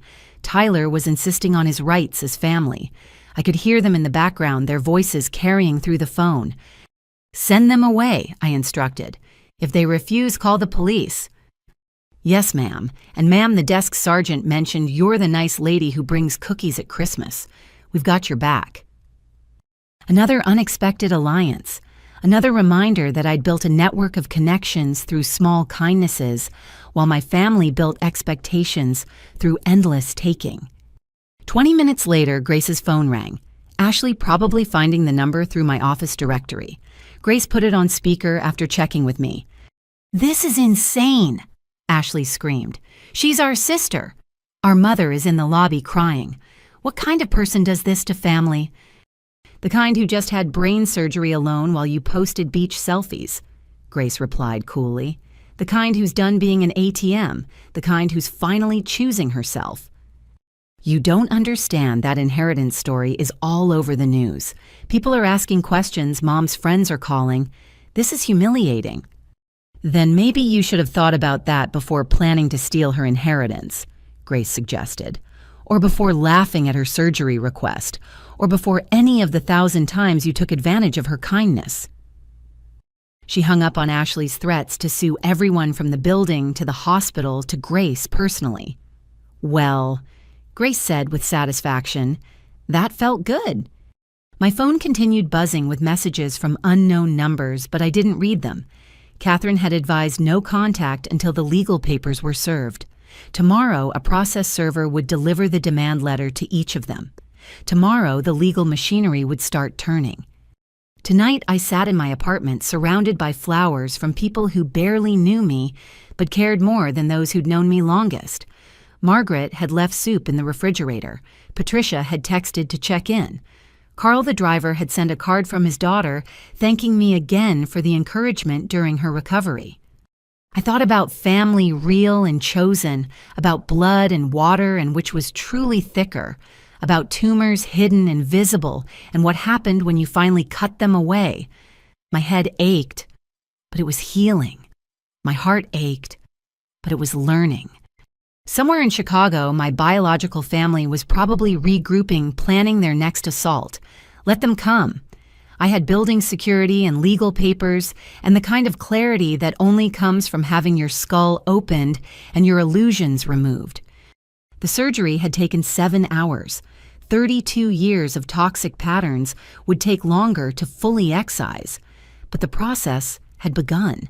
And just like Dr. Matthews had promised, my vision had never been clearer. Tuesday morning brought the inevitable escalation. Catherine called at 8 sharp, her voice carrying a mix of professional concern and barely suppressed anger. "Your family received the demand letters. Their response was dramatic."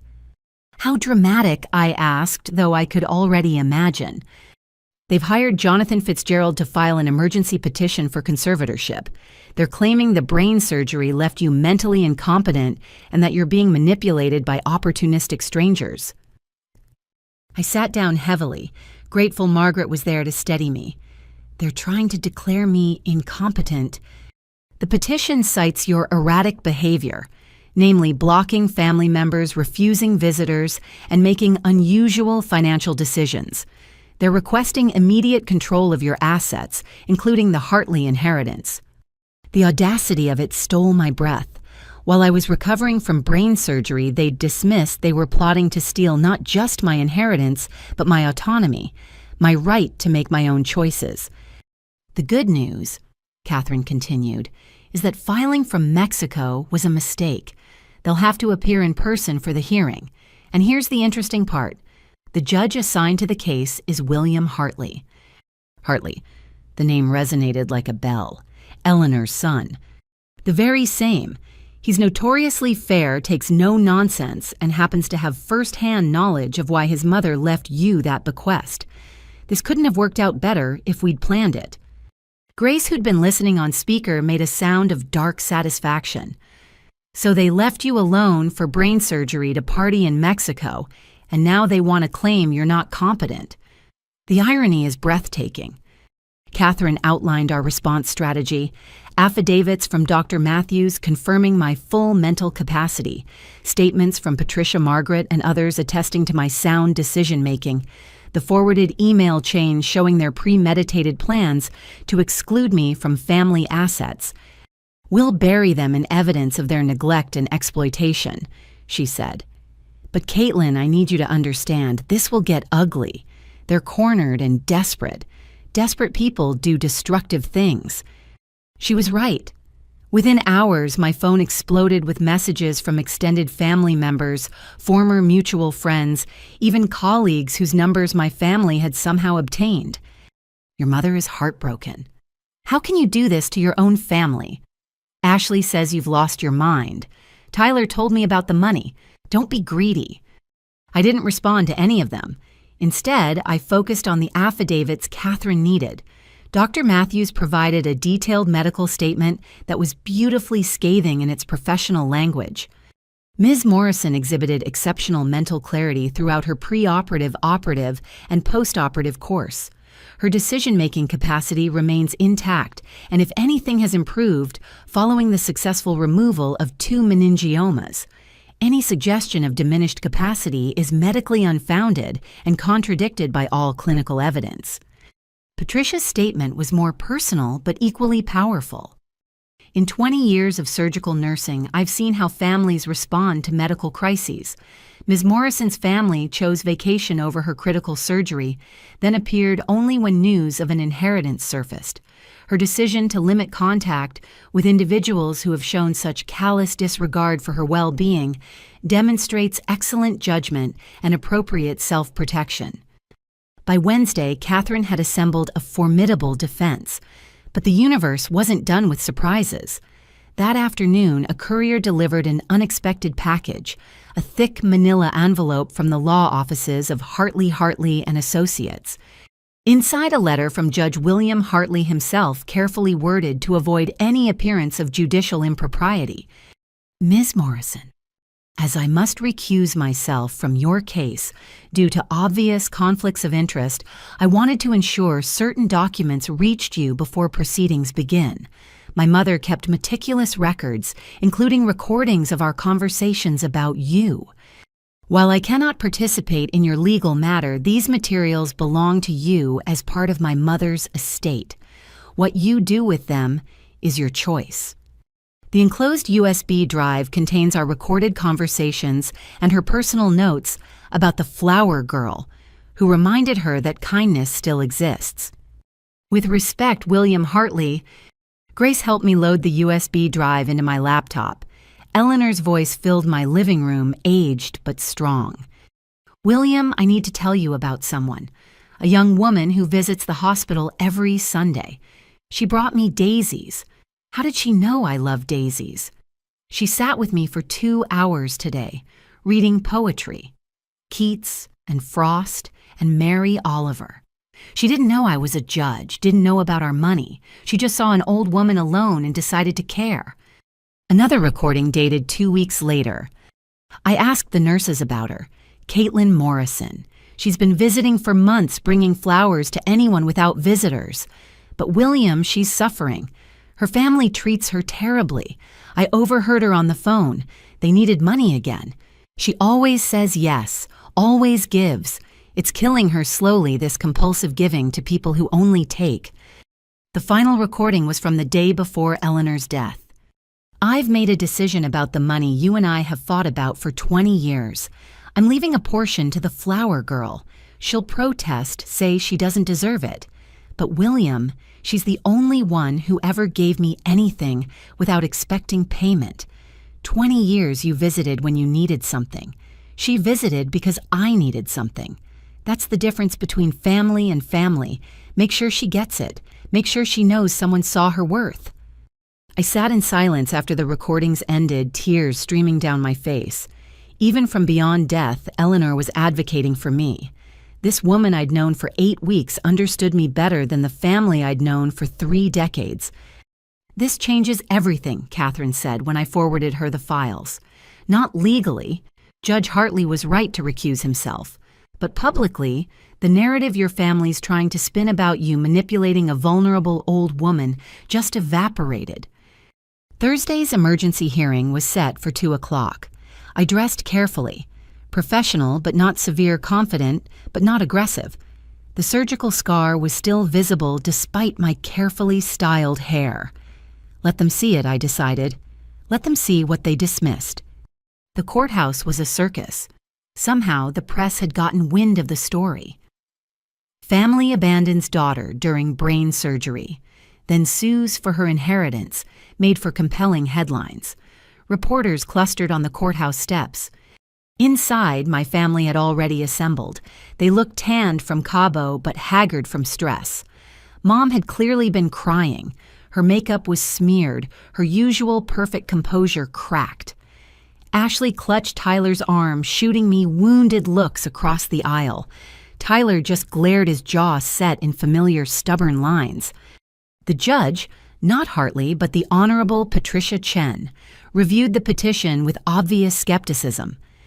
Jonathan Fitzgerald, my family's attorney, painted a picture of a mentally compromised woman making rash decisions under the influence of manipulative strangers. The timeline speaks for itself, Your Honor. Within days of serious brain surgery, Ms. Morrison cut off all contact with her loving family. She's clearly not thinking rationally. Catherine's response was surgical in its precision. She presented the forwarded email chain, highlighting the dates. Plans to exclude me from inheritance were made months before my surgery.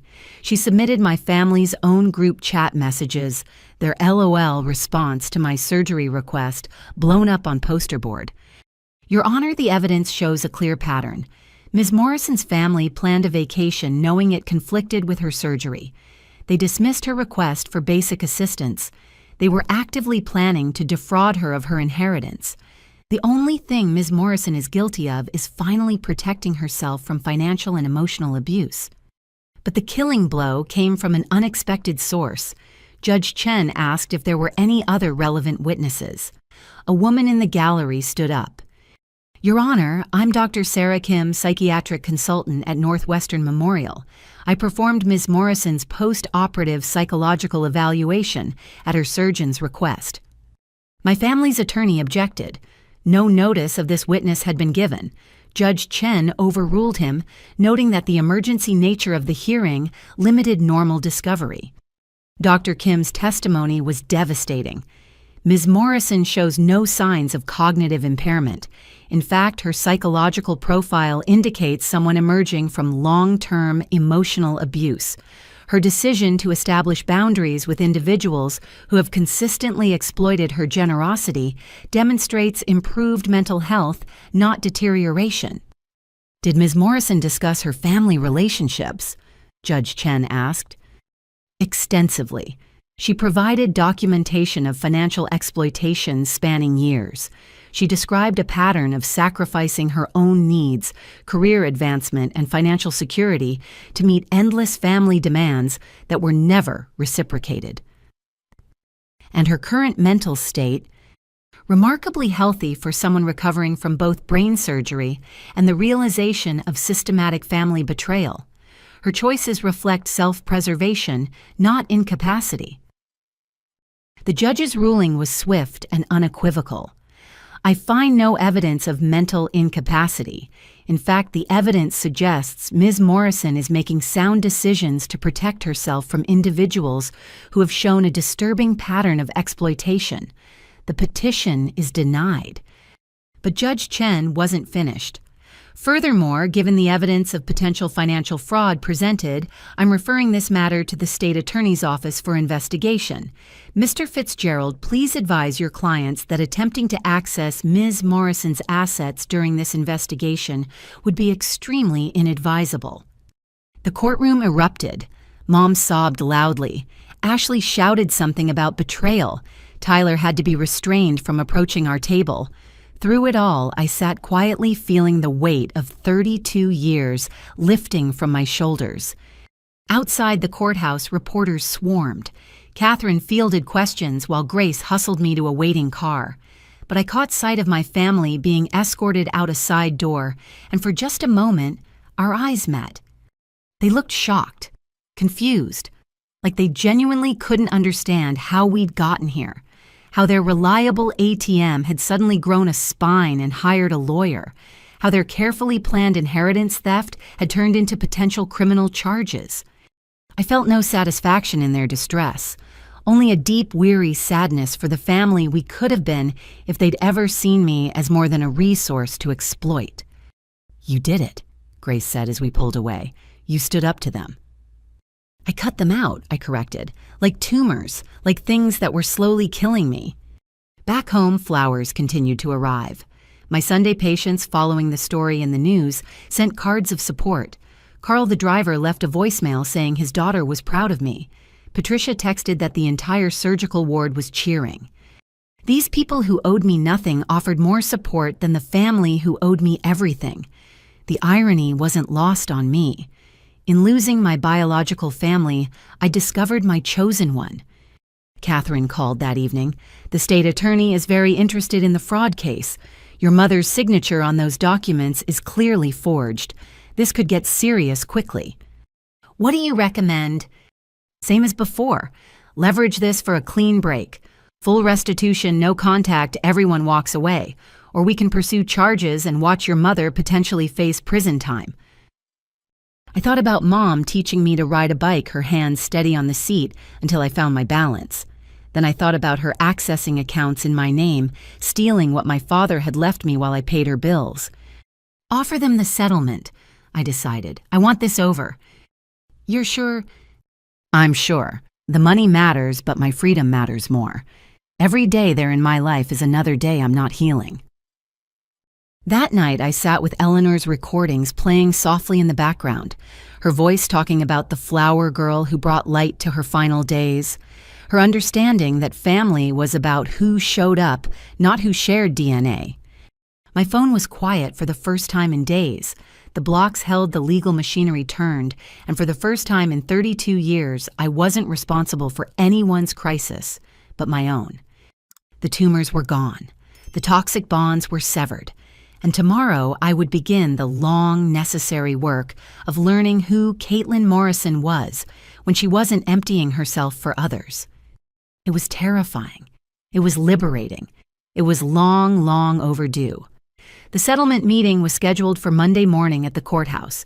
Catherine had worked through the weekend crafting terms that were generous enough to avoid criminal prosecution, but firm enough to ensure my freedom. I'd spent the time recovering both physically and emotionally surrounded by the chosen family that had emerged from unexpected places. But the universe had one more surprise in store. Caitlin. Catherine's voice on Sunday evening carried an odd note. The judge assigned to oversee the settlement conference tomorrow. It's William Hartley. I thought he recused himself.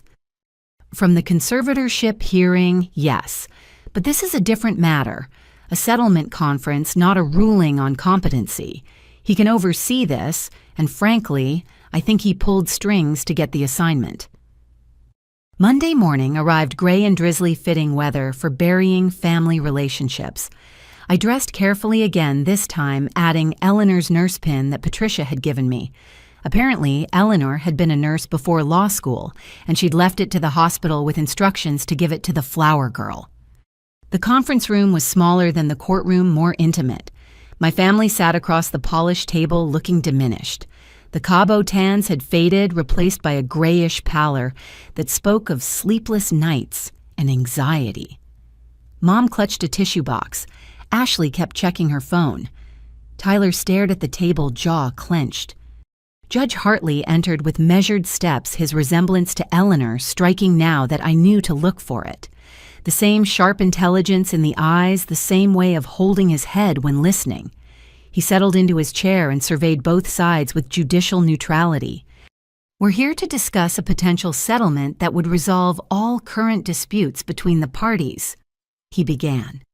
Ms. Reeves, would you present the terms? Catherine outlined our demands with clinical precision. Return of all fraudulently accessed funds, $63,000. Payment of documented loans, $47,000. Transfer of the inheritance my father had specifically set aside for me, $200,000. In exchange, no criminal prosecution, no civil suits, and a mutual no-contact order. That's over $300,000, Ashley burst out.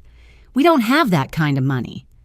Perhaps you should have considered that before planning to steal it, Judge Hartley observed mildly. Continue, Ms. Reeves. The negotiations went back and forth. Jonathan Fitzgerald argued the amounts were inflated, that some of the loans were gifts, that the inheritance was meant for the whole family. Catherine countered with documentation for every claim: bank records, text messages, emails acknowledging the loans. Then Judge Hartley did something unexpected. "Mr. Fitzgerald are your clients, aware of the full scope of potential criminal charges here. Your Honor, we believe criminal prosecution would be excessive." "That wasn't my question." The judge's tone sharpened. "Are they aware that Ms. Morrison's mother could face up to 15 years for identity theft and fraud, that conspiracy charges could be filed against all three for the attempted inheritance scheme?" The color drained from Mom's face. 15 years. "Federal charges if the interstate banking elements are pursued." Judge Hartley's voice remained neutral, but his eyes were intense. "The evidence Ms. Reeves has compiled is comprehensive. Text messages discussing the scheme, bank records showing unauthorized access, a forwarded email clearly outlining conspiracy to commit fraud." He paused, letting the weight of it sink in. "In my experience, the state attorney's office would view this as a particularly egregious case. The defendant was recovering from brain surgery while her family plotted to steal her inheritance. Juries tend to be unsympathetic to such behavior." Tyler finally spoke. "This is insane. We're family. Families share things, help each other." "Indeed," Judge Hartley agreed, "which makes it all the more troubling that Ms. Morrison was left to arrange her own transportation from brain surgery while you were posting pictures of margaritas on social media." The reference was specific. He'd done his homework, reviewed the evidence. This wasn't just a settlement conference, it was a reckoning. "Your Honor," Jonathan Fitzgerald tried, "surely there's a middle ground." "Mr. Fitzgerald, let me share something with you." Judge Hartley leaned back in his chair. "For 20 years, I was estranged from my mother over money. 20 years of silence, of bitterness, of wasted time. She died last month." His gaze moved to my family. "Do you know what reconciled us, learning about your client? My mother spoke of Ms. Morrison constantly in her final weeks, the young woman who brought flowers to strangers, who spent her Sundays visiting the forgotten, who gave freely while her own family bled her dry." He looked directly at my mother.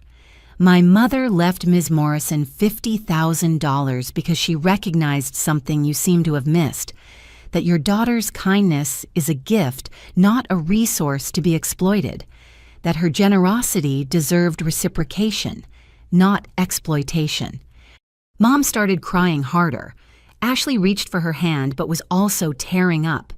Tyler's jaw worked like he was chewing words he couldn't speak. "I share this," Judge Hartley continued, "because I want you to understand the full context of your actions. While Ms. Morrison visited strangers in the hospital, you planned to steal her inheritance. While she arranged her own brain surgery care, you posted beach photos. While she recovered, you tried to have her declared incompetent." He straightened, judicial composure returning. "The settlement terms are more than fair. They represent a fraction of what a jury might award in civil court, and they spare you criminal prosecution. I strongly advise you to accept." A recess was called. I stepped into the hallway with Catherine and Grace, my legs shaky with emotional exhaustion. Through the glass door, I could see my family huddled with their lawyer voices raised in distress. "He's not supposed to be that involved," Catherine murmured, though she seemed pleased. "But he's not wrong about anything he said." Grace squeezed my shoulder. "How are you holding up?" "I'm tired," I admitted. "Just tired." When we reconvened, the atmosphere had shifted. My family looked defeated, smaller somehow. Jonathan Fitzgerald cleared his throat.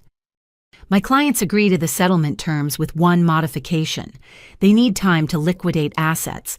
We propose a payment schedule over 18 months. Catherine started to object, but I touched her arm. "That's fine, as long as the no-contact order is immediate." "It is," Fitzgerald confirmed. "Complete cessation of all contact, direct or indirect, effective upon signing." The paperwork was prepared with efficient speed. As my family signed each signature, another bar in the cage that would keep them from me, Mom looked up. "Caitlin, Mrs. Morrison? Judge Hartley interrupted.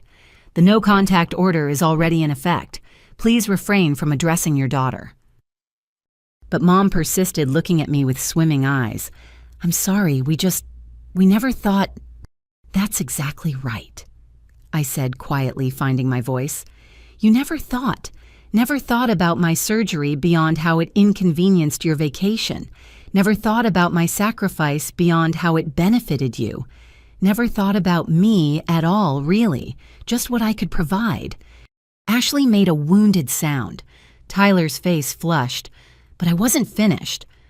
Eleanor Hartley died alone because family fought over money, but she found more love from a stranger with flowers than from the son she raised. That's what you taught me. That family isn't about blood.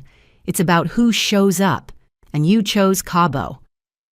The signing continued in silence after that. When the last signature was complete, Judge Hartley reviewed the documents with satisfaction. The settlement is approved. The no-contact order is permanent unless both parties petition the court for modification. Any violation will result in immediate criminal prosecution. He looked at my family. You're free to go. They filed out slowly, Mom sobbing, Ashley supporting her, Tyler bringing up the rear. At the door, Tyler turned back, opened his mouth, then shut it. What was there to say? They'd made their choices. Now we all had to live with them. After they left, Judge Hartley asked me to remain. When the room was clear, except for Catherine Grace and myself, his judicial mask dropped slightly. My mother would have been pleased with this outcome, he said simply. She believed in justice, but she also believed in freedom. You're free now, Ms. Morrison. Free to be more than what others take from you. Thank you, I said, meaning more than just his oversight of the settlement. No, Ms. Morrison, thank you for showing my mother kindness when her own son couldn't manage it, for being the daughter she wished she'd had. The bequest was the least she could do. He left then, robes billowing behind him. Catherine gathered the papers, a satisfied smile playing at her lips. Well, that was certainly more dramatic than most settlement conferences. Is it over? I asked. Legally, yes. The first payment is due in 30 days. The no-contact order is ironclad. If they violate it, they face immediate prosecution. She paused. Emotionally, that's a longer journey. Outside the courthouse, the reporters had moved on to other stories. No cameras waited, no microphones thrust forward. Just a quiet Monday in Chicago, gray sky promising rain, the world moving on as if 3 decades of family dysfunction hadn't just ended in a conference room. Grace drove me home in comfortable silence. The city passed by the windows, people heading to work, living their lives connected to families that might love or hurt them or both. I wondered how many of them were the givers emptying themselves for takers who'd never notice until the well ran dry. At my apartment, more flowers waited. The Sunday Patients had sent a group arrangement with a card, "To our flower girl, may your garden grow with people who water you back." I set Eleanor's nurse pin on my dresser next to the photo Patricia had taken of us. Eleanor and me 2 weeks before she died, both smiling over fresh daisies. Behind the photo, I tucked the settlement papers, $310,000 over 18 months. Not enough to buy back the years of sacrifice, but enough to build something new. My phone was blessedly silent. The no-contact order held both ways. I couldn't reach out even if weakened by memory or guilt. The bridge wasn't just burned. It was legally demolished, the river between us, impassable by court decree. I thought about Judge Hartley's words. Free to be more than what others take. Free to discover who Caitlin Morrison was when she wasn't defined by family need. The surgery had removed the tumors. The settlement had removed the takers. Now came the harder work of growing something healthy in all that empty space. Tomorrow I'd return to work, see patients on Sunday, live a life that was mine to shape. But tonight I sat with Eleanor's pin in my hand, thinking about mothers and daughters, blood and choice, and the strange ways the universe sometimes delivers justice. The rain finally came, washing Chicago clean. I watched it fall and felt something I hadn't experienced in 32 years, the weightless sensation of owing nothing to anyone but myself. 2 weeks into my new contact-free life, Catherine called with an urgent tone I'd never heard before. "Caitlin, you need to come to my office immediately. Don't discuss this with anyone." I found her pacing behind her desk, a manila folder thick with documents spread before her. Her usually composed face showed cracks of genuine shock. "Remember when I said your case was straightforward fraud? I was wrong. It's so much worse." She gestured to a chair. "You might want to sit down." The documents she showed me were from a private investigator she'd hired to ensure all assets were accounted for in the settlement. What he'd found had made her call me immediately. "Your father had 2 wills," she began. "The one your family probated after his death, and this one." She handed me a notarized document dated 6 months before Dad's heart attack. "He created a separate trust, just for you." I read through legalese that slowly resolved into meaning. $200,000 in investments, another $50,000 in bonds, all held in a trust with specific instructions. For Caitlin Elizabeth Morrison, only to be revealed on her 35th birthday, or when she finally stops letting them drain her dry, whichever comes first. But it was the attached letter that broke me. Dad's handwriting, his engineer's precision in every line. "My dearest Caitlin, if you're reading this, it means one of 2 things happened. Either you've reached 35 or you've finally started protecting yourself from them. I'm hoping for the latter, though knowing your generous heart, I fear it might be the former. I watch you sacrifice everything for this family, and I am both proud and heartbroken. Proud of the woman you've become. Heartbroken that I raised 2 other children who see your kindness as weakness, who take your generosity as their due. Your mother knows about this trust. I told her when I created it, made her promise to give you this letter when the time was right. If you're reading this through other means, then she broke that promise. I wish I could say I'm surprised. Ashley and Tyler got their inheritance early. The cars I bought, the college tuition, the bailouts and loans never repaid. Every time you covered for them, paid for them, saved them, you were giving them their inheritance twice over. So this is yours alone, hidden where they can't touch it, waiting for when you need it most. I failed you, my sweet girl. Failed to protect you from becoming the family sacrifice. Failed to teach Ashley and Tyler that love isn't measured in what you can take. Failed to stop your mother from enabling their selfishness. But you never failed us. Not once, even when we deserved it. The money is yours, but more importantly, the permission is yours. Permission to say no. Permission to choose yourself. Permission to walk away from anyone who sees your heart as a resource to be mined, rather than a gift to be treasured. I love you, Caitlin, more than words can say. Be free. Dad. I read it 3 times before the tears made it impossible to continue. All these years he'd seen it, known what was happening, tried to protect me in the only way he knew how, through hidden money and posthumous permission slips. There's more, Catherine said gently. The investigator tracked the trust's activity. Your mother has been receiving disbursements, signing your name, 20,000 over the past 2 years. She knew. My voice came out hollow. She knew about the trust, knew Dad wanted me to have it, and she took it anyway. The forgery is clear. We have grounds for additional charges. Catherine's voice hardened. This isn't just fraud anymore. This is systematic, premeditated theft by someone who looked you in the eye and lied every single day. I thought about Mom comforting me after Dad's death, holding me while I sobbed, accepting my insistence that she keep everything because family takes care of family. All while she had his letter. All while she was already planning to steal what he'd hidden for me. What do you want to do? Catherine asked. I stared at Dad's letter, his words blurring through fresh tears. Be free. Such simple words. Such an impossible ask for someone who'd been trained since birth to put everyone else first. Add it to the settlement, I decided. Everything she took plus the trust funds, and Catherine. No more generous terms. They pay it all or I press charges. That's my girl. Catherine smiled fiercely. "I'll have amended demands ready by tomorrow." But I wasn't done. "I want something else in the settlement. They have to provide all family photos and videos from before Dad died, everything with him in it."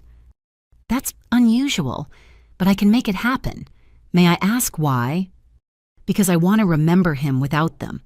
I want photos where he's smiling at me, videos where he's proud of me, memories that aren't tainted by knowing they were already planning to rob me blind." That evening, I sat in my apartment with Dad's letter remembering how he'd always slip me extra cash when Mom wasn't looking, how he'd wink when Ashley complained about not getting something like, "We shared a secret about who really deserved more," how his final words to me had been, "Take care of yourself for once, sweetheart." I'd thought it was delirium from the medication. Now I knew it was one last attempt to save me from what he'd helped create but couldn't fix. My phone silent for 2 weeks under the no contact order suddenly buzzed. Unknown number. I almost didn't answer, but something made me pick up. "Ms. Morrison, this is James Parker from First National Bank. I was your father's account manager. I've been trying to reach you for 2 years about some irregularities in trust disbursements, but your mother said you were traveling extensively for work." Another lie, another betrayal. I gave him Catherine's information and hung up, feeling the full weight of how deep the deception went. Every family gathering where Mom had patted my hand and thanked me for my help, every birthday where she'd wished me success and happiness, all while stealing what Dad had tried to give me. I picked up the photo of Dad from my bookshelf. Him at my college graduation burst with pride, one arm around me, while Ashley sulked in the background and Tyler played on his phone. Even then, the dynamics were clear. I just hadn't wanted to see them. "You tried to warn me," I whispered to the photo. "Tried to protect me even after death. I'm sorry it took brain surgery and a stranger's kindness to finally hear you."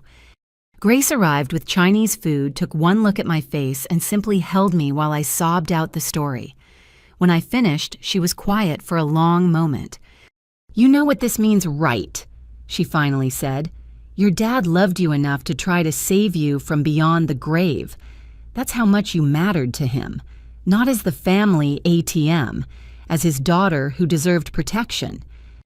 I wish he'd just told me while he was alive." "Maybe he tried. Maybe you weren't ready to hear it." She squeezed my hand. "The important thing is you're hearing it now, and you're doing what he wanted, choosing yourself." That night I dreamed of Dad again, not the fever dream surgical vision, but a real memory. The day he'd taught me to drive patient while I ground the gears and confused the pedals. "The hardest part," he'd said, "isn't learning to go.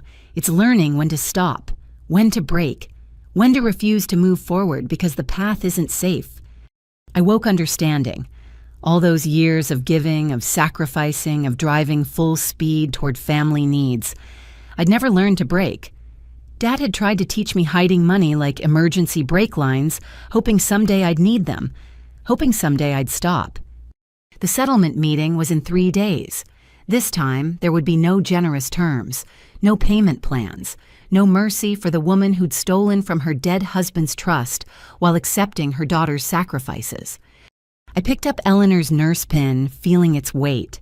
2 parents now, one biological one chosen, who'd seen my worth and tried to protect it.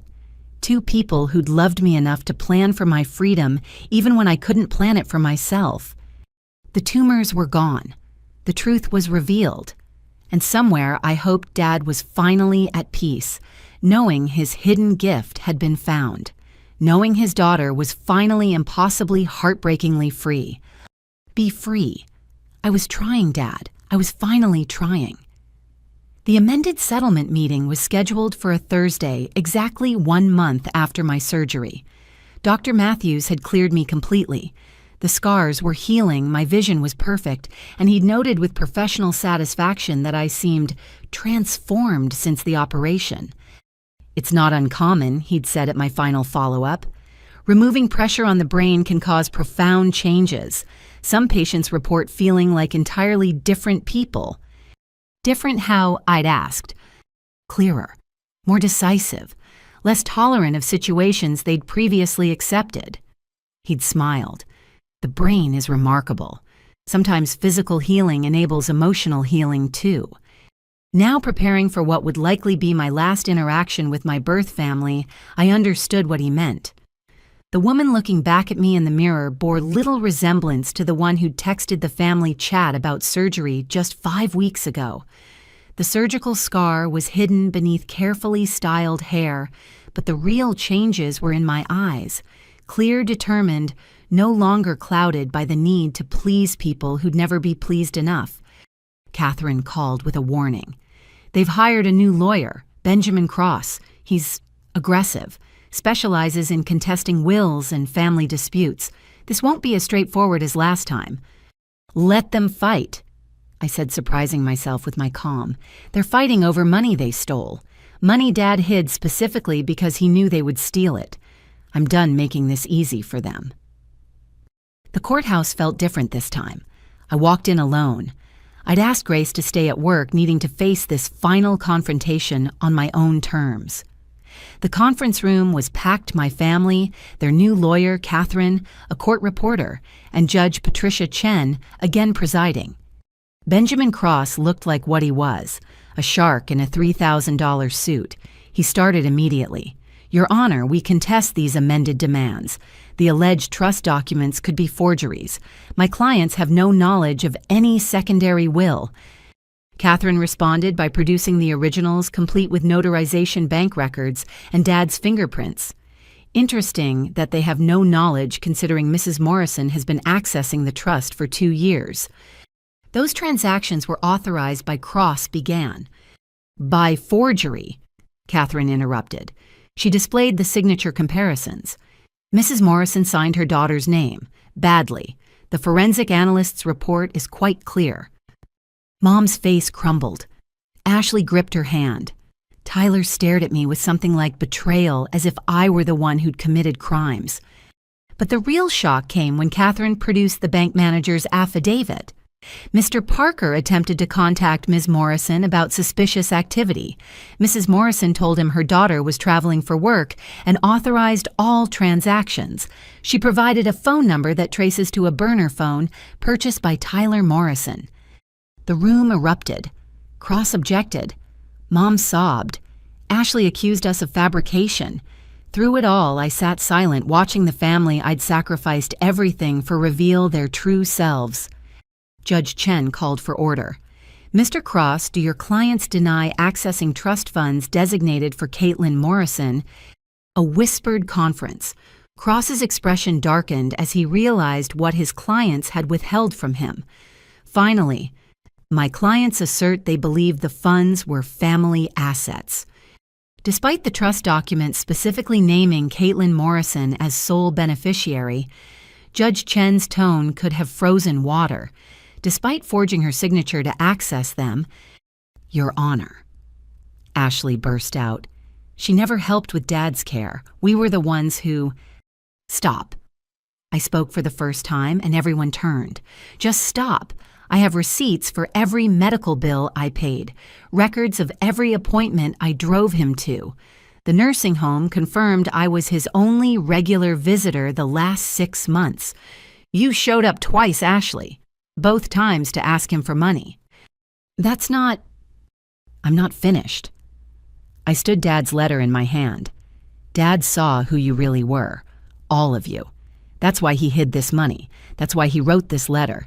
Should I read it aloud? Should I let everyone hear what he really thought about his family? Mom's sob was answer enough. I sat back down but kept the letter visible, a threat and a shield combined. Catherine resumed with clinical efficiency. The trust funds totaled $250,000. The stolen disbursements were $20,000. Additional damages for fraud brought the total to $300,000 beyond the original settlement. $600,000, Tyler exploded. That's insane. We don't have that kind of money. Perhaps you should have considered that before stealing it, Judge Chen observed. Cross tried more legal maneuvering, but the evidence was overwhelming. Bank records, forged signatures. The burner phone traced to Tyler, Mom's lies to the bank manager. and overshadowing it all, Dad's clear intentions, documented in legally binding trusts. "I need to confer with my clients," Cross said, finally, defeat creeping into his voice. During the break, I stepped into the hallway for air. The transformation Dr. Matthews had described felt complete. The old Caitlin would have been racked with guilt watching her mother cry, would have offered payment plans, forgiveness, another chance. But that woman had been carved away, along with the tumors. What remained was someone who could see clearly that tears were just another manipulation, that family was just a word when not backed by love. When we reconvened, Cross's expression told the story. My clients agree to the amended settlement terms. However, they need to sell the family home to meet the obligations. The family home, where I'd grown up, where Dad had taught me to cook in the outdated kitchen, where I'd nursed Mom through cancer in the guest room, where Ashley had planned her 3 weddings and Tyler had hidden from his creditors. "That's acceptable," I said before Catherine could respond. "But I want the photos and videos first, everything with Dad, before they pack a single box." "You're making us homeless," Mom wailed. "No," I said calmly.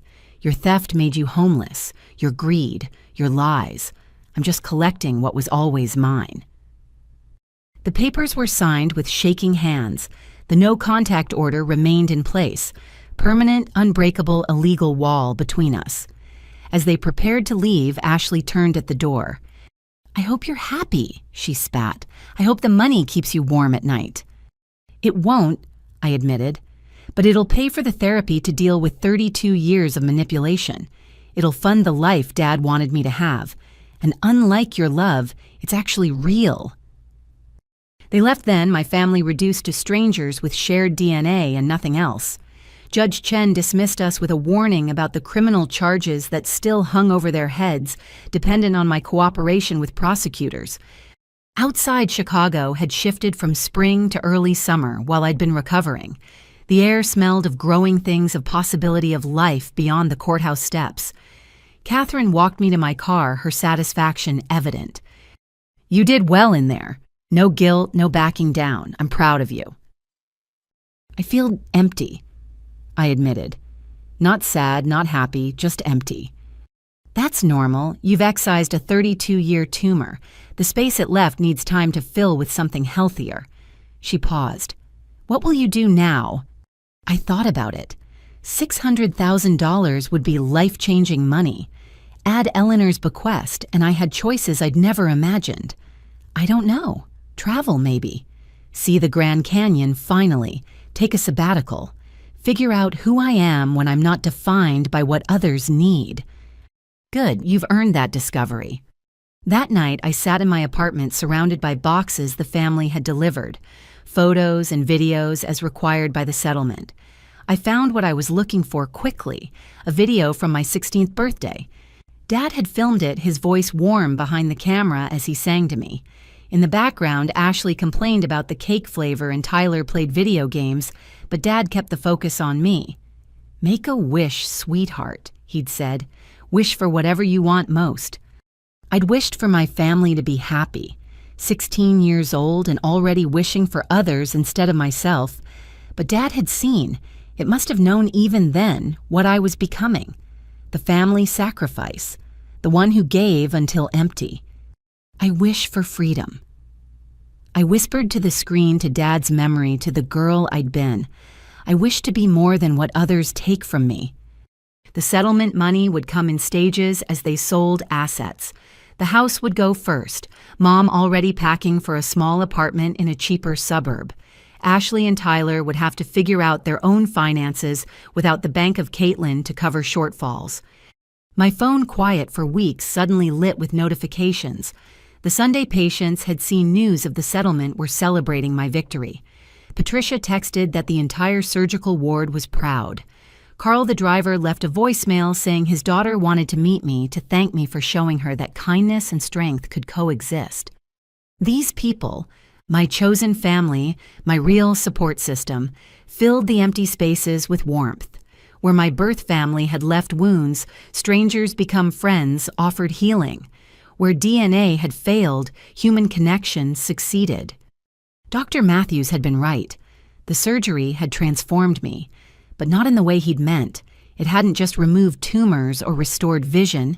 It had given me the clarity to see that love shouldn't hurt, that family shouldn't drain that sacrifice without reciprocation wasn't noble, but toxic. I pulled out Eleanor's nurse pin, holding it up to catch the light. 2 women, Eleanor and me, who'd learned too late what family really meant. But late was better than never. At 32, I was finally free to become who Dad had glimpsed, who Eleanor had recognized, who I'd always been beneath the layers of obligation and guilt. The transformation was complete. The old Caitlin, eternally giving, forever sacrificing, was gone. In her place stood someone new, someone who could say no, someone who could choose herself, someone who understood that the greatest gift she could give was valuing her own worth. Tomorrow I'd start planning that Grand Canyon trip, but tonight I sat with Dad's videos, his laughter filling my empty apartment, his love the only inheritance that truly mattered. Be free, he'd written. Finally, impossibly miraculously, I was. 3 months had passed since the settlement.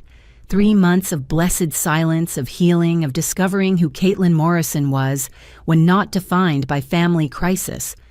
I'd taken that Grand Canyon trip standing at the south rim as sunrise painted the canyon in shades of gold and pink, finally understanding what I'd missed while organizing everyone else's life. I'd returned to work with new boundaries, taken up pottery classes, deepened friendships with people who gave as much as they received. The first settlement payment had come through, proceeds from the house sale. I'd driven past the old neighborhood once, seeing the "sold" sign in the yard where I'd learned to ride a bike. No nostalgia, came only relief. That chapter was closed. Then, on a mundane Tuesday afternoon, everything exploded. I was reviewing quarterly reports when Grace burst into my office, face flushed with urgency. "Building security just called. Your family's in the lobby, all of them. They're making a scene." "That's impossible. The no-contact order." "They say it's an emergency. Life or death. Security's holding them, but..." I felt the familiar pull the old conditioning trying to activate. Emergency. Life or death. The words designed to bypass logic and trigger my caretaking instincts. But the woman who'd stood at the Grand Canyon sunrise was not the woman who'd rushed to every manufactured crisis. "Call Catherine," I said calmly. "And the police. The order is clear." "Caitlin," Grace hesitated. "Your mom collapsed. The security footage shows her fainting. It looks real." Of course it did. Mom had always been theatrical, but fainting on command might be beyond even her. Still, I remained seated, fingers steady on my keyboard. "Then they should call 911. I'm not a doctor." "They're saying she's been sick, that they need to tell you something important before..." Grace stopped herself. "Sorry, I know you're right. I'll call Catherine." While she made the calls, I pulled up the security feed on my computer. There they were in the lobby. Mom sitting on a bench, pale and shaking. Ashley crouched beside her, mascara running. Tyler pacing like a caged animal. They looked terrible. Thin, desperate nothing like the tanned vacationers who'd laughed at my surgery needs. My desk phone rang. Building security. "Ms. Morrison, your mother is asking for water. Should we..." "Give her water. Call paramedics if needed, but they cannot come up. The legal order stands." I ended the call and tried to refocus on work, but the numbers swam. 3 months of peace, and they'd found a way to shatter it. Emergency. Life or death. The words echoed, trying to resurrect the old Caitlin who'd have been in the elevator already. Catherine arrived within 20 minutes, looking grimly satisfied. "I've already contacted the prosecutor. They're in clear violation. This could mean jail time." "They said it's life or death." "They've said that before, haven't they? When Tyler needed bail, when Ashley needed fertility treatments, when your mother needed..." "This feels different." I hated admitting it, but something in their desperation seemed genuine. "They look guilty, caught facing consequences." Catherine's voice softened slightly. Caitlin, manipulation doesn't stop just because the manipulators are suffering. Sometimes it intensifies. The police arrived ready to arrest them for violation of the order. I watched on the security monitor as officers approached. Mom stood shakily, Ashley supporting her. Tyler stepped forward and I could read his lips. Please, just 5 minutes. She's dying. Dying. The word hit like a physical blow. I found myself standing, moving toward the door before Catherine caught my arm. Don't. Whatever they need to say, they can say through lawyers. What if she really is? Then they should have thought of that before stealing from you, before mocking your brain surgery, before choosing Cabo. Catherine's grip was firm. This is what they do, Caitlin. They create emergencies to break down your boundaries. But I was already reaching for my phone, calling building security. Don't arrest them yet. Bring them to conference room C. I'll meet them there with my attorney. Catherine sighed but didn't argue further. 5 minutes, that's all, and I'm staying.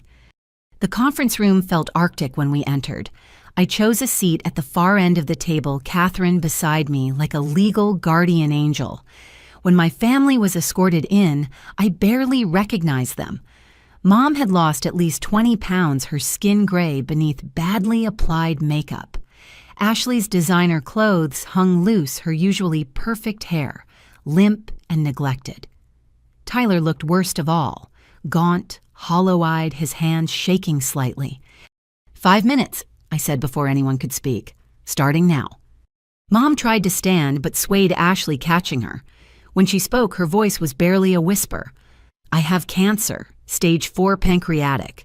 The doctors say 3 months, maybe 6 with treatment. The words hung in the air like poison gas. I waited for the punchline, the manipulation, the ask for money. But Mom just sat there, tears sliding down her sunken cheeks. The settlement money, Tyler said quickly. We used it all for her treatment, the house sale, everything. But insurance won't cover the experimental therapy. We need... Stop. I held up a hand. You're here to ask for money. To ask for forgiveness. Ashley interrupted, shooting Tyler a glare. Mom wants... She needs... I need to make things right, Mom finished. Before it's too late. I studied her, this woman who'd raised me and betrayed me in equal measure. She did look sick, desperately sick. But then she'd looked devastated in court too, right before signing documents that revealed years of theft. You have 3 minutes left, I said. Mom fumbled in her purse, pulling out an envelope. I wrote this when I was diagnosed, before we came here. She slid it across the table. I'm not asking you to read it now, or ever. I just needed you to have it. We sold everything, Tyler added desperately. Our cars, Ashley's jewelry, my boat. Everything's gone to treatment, but it's not enough. We're not asking for money, Ashley said again, but her eyes betrayed her. They were absolutely asking for money. They just knew better than to say it outright. 2 minutes. I know what we did was wrong, Mom said.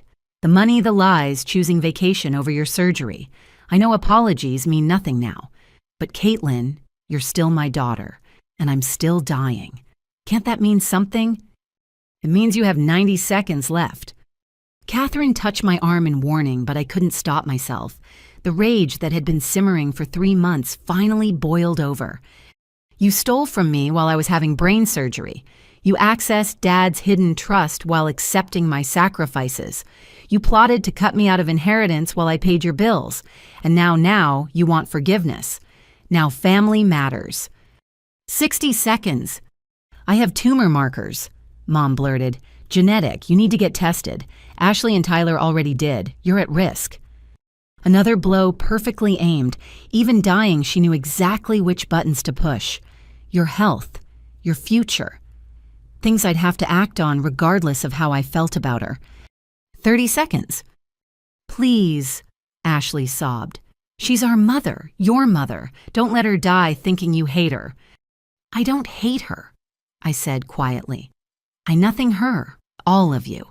You killed my love through 1,000 cuts of exploitation and betrayal. What's left isn't hate, it's absence. Time's up, Catherine stood. Officers, please escort them out." As the police led them away, Mom turned back one last time. "The letter," she said. "Please, just read the letter." Then they were gone, leaving only the envelope on the table and the ghost of medical threats in the air. I stared at the letter, my name written in Mom's shaky handwriting, the same hands that had forged my signature on theft documents. "Don't," Catherine advised. "Whatever's in there, it's designed to manipulate." But I was already opening it, needing to know what final weapon she'd crafted. Inside 2 pages of handwritten confession and something else, a photograph I'd never seen. Dad and me at what looked like a bank, both smiling, holding documents. The letter read, "Caitlin, this photo was taken the day your father created your trust. He was so proud, so determined to protect you from us. She gives too much," he told the banker. "Someone needs to make sure she keeps something for herself. I was supposed to give you this photo with the trust documents. Instead, I hid it all and stole from you. I told myself it was for the family, that you'd understand, that you'd always bail us out anyway. I turned your generosity into an expectation and your love into an obligation. I'm dying now, and all that money bought me nothing. The treatments don't work. The house is gone. Your siblings look at me with the same disappointment I used to see in your father's eyes. I raised them to be takers, and now there's nothing left to take. You asked what kind of mother laughs at her daughter's brain surgery to go to Cabo, the kind who was jealous. Jealous that even strangers could see your worth when your own family couldn't. Jealous that you had the strength to be kind when I only knew how to be selfish. Jealous that your father loved you best because you deserved it. I don't ask for forgiveness. I ask only that you get tested for the genetic markers, that you continue being the woman we didn't deserve, that you remember your father's love was real, even if mine was conditional. Your mother in biology, only Linda Morrison. I set the letter down with steady hands. Around me, the conference room felt too small, too bright, too full of ghosts. Catherine waited quietly, letting me process. "Well," I said finally, "she's dying." "Yes." "She wants forgiveness." "Yes." "She's not going to get it."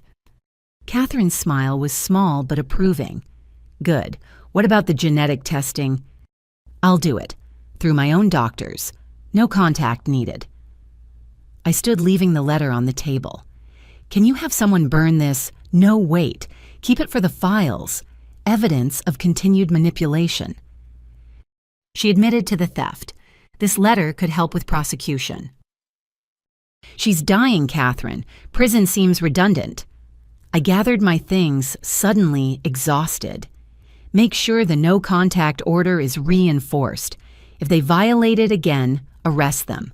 Mother or not, cancer or not. I'm done.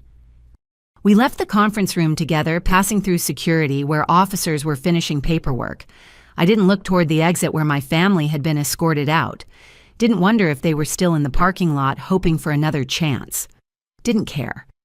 That night, I called Dr. Matthews about genetic testing, made an appointment with an oncologist, took care of my health without needing my mother's death to motivate me. The old Caitlin would have been at the hospital already holding Mom's hand, paying for treatments, sacrificing herself on the altar of biological duty. But the old Caitlin had been removed along with the tumors. What remained was someone who could feel sadness without obligation, who could acknowledge shared DNA without accepting shared dysfunction. Mom would die with or without my forgiveness. The only difference was that I wouldn't die alongside her, pouring myself out for someone who'd only ever known how to take. I picked up the photo from the letter. Dad and me at the bank creating protection I wouldn't need for 15 more years.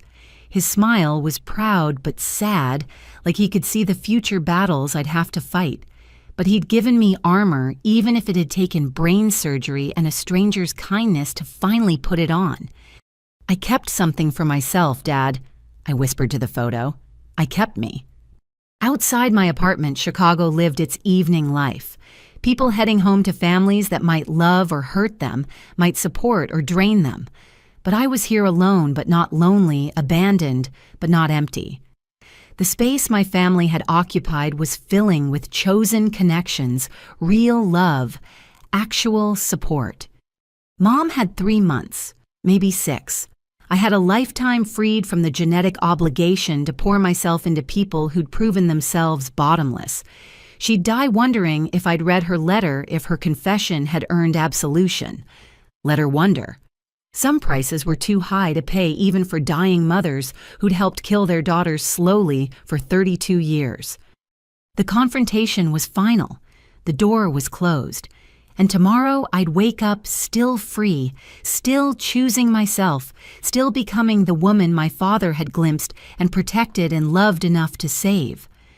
1 year later, I stood on my new apartment's balcony in Seattle, watching the sun paint Mount Rainier in shades of rose and gold. The Pacific Northwest morning was crisp coffee steam curling up from my mug as I breathed in air that tasted of possibilities and rain.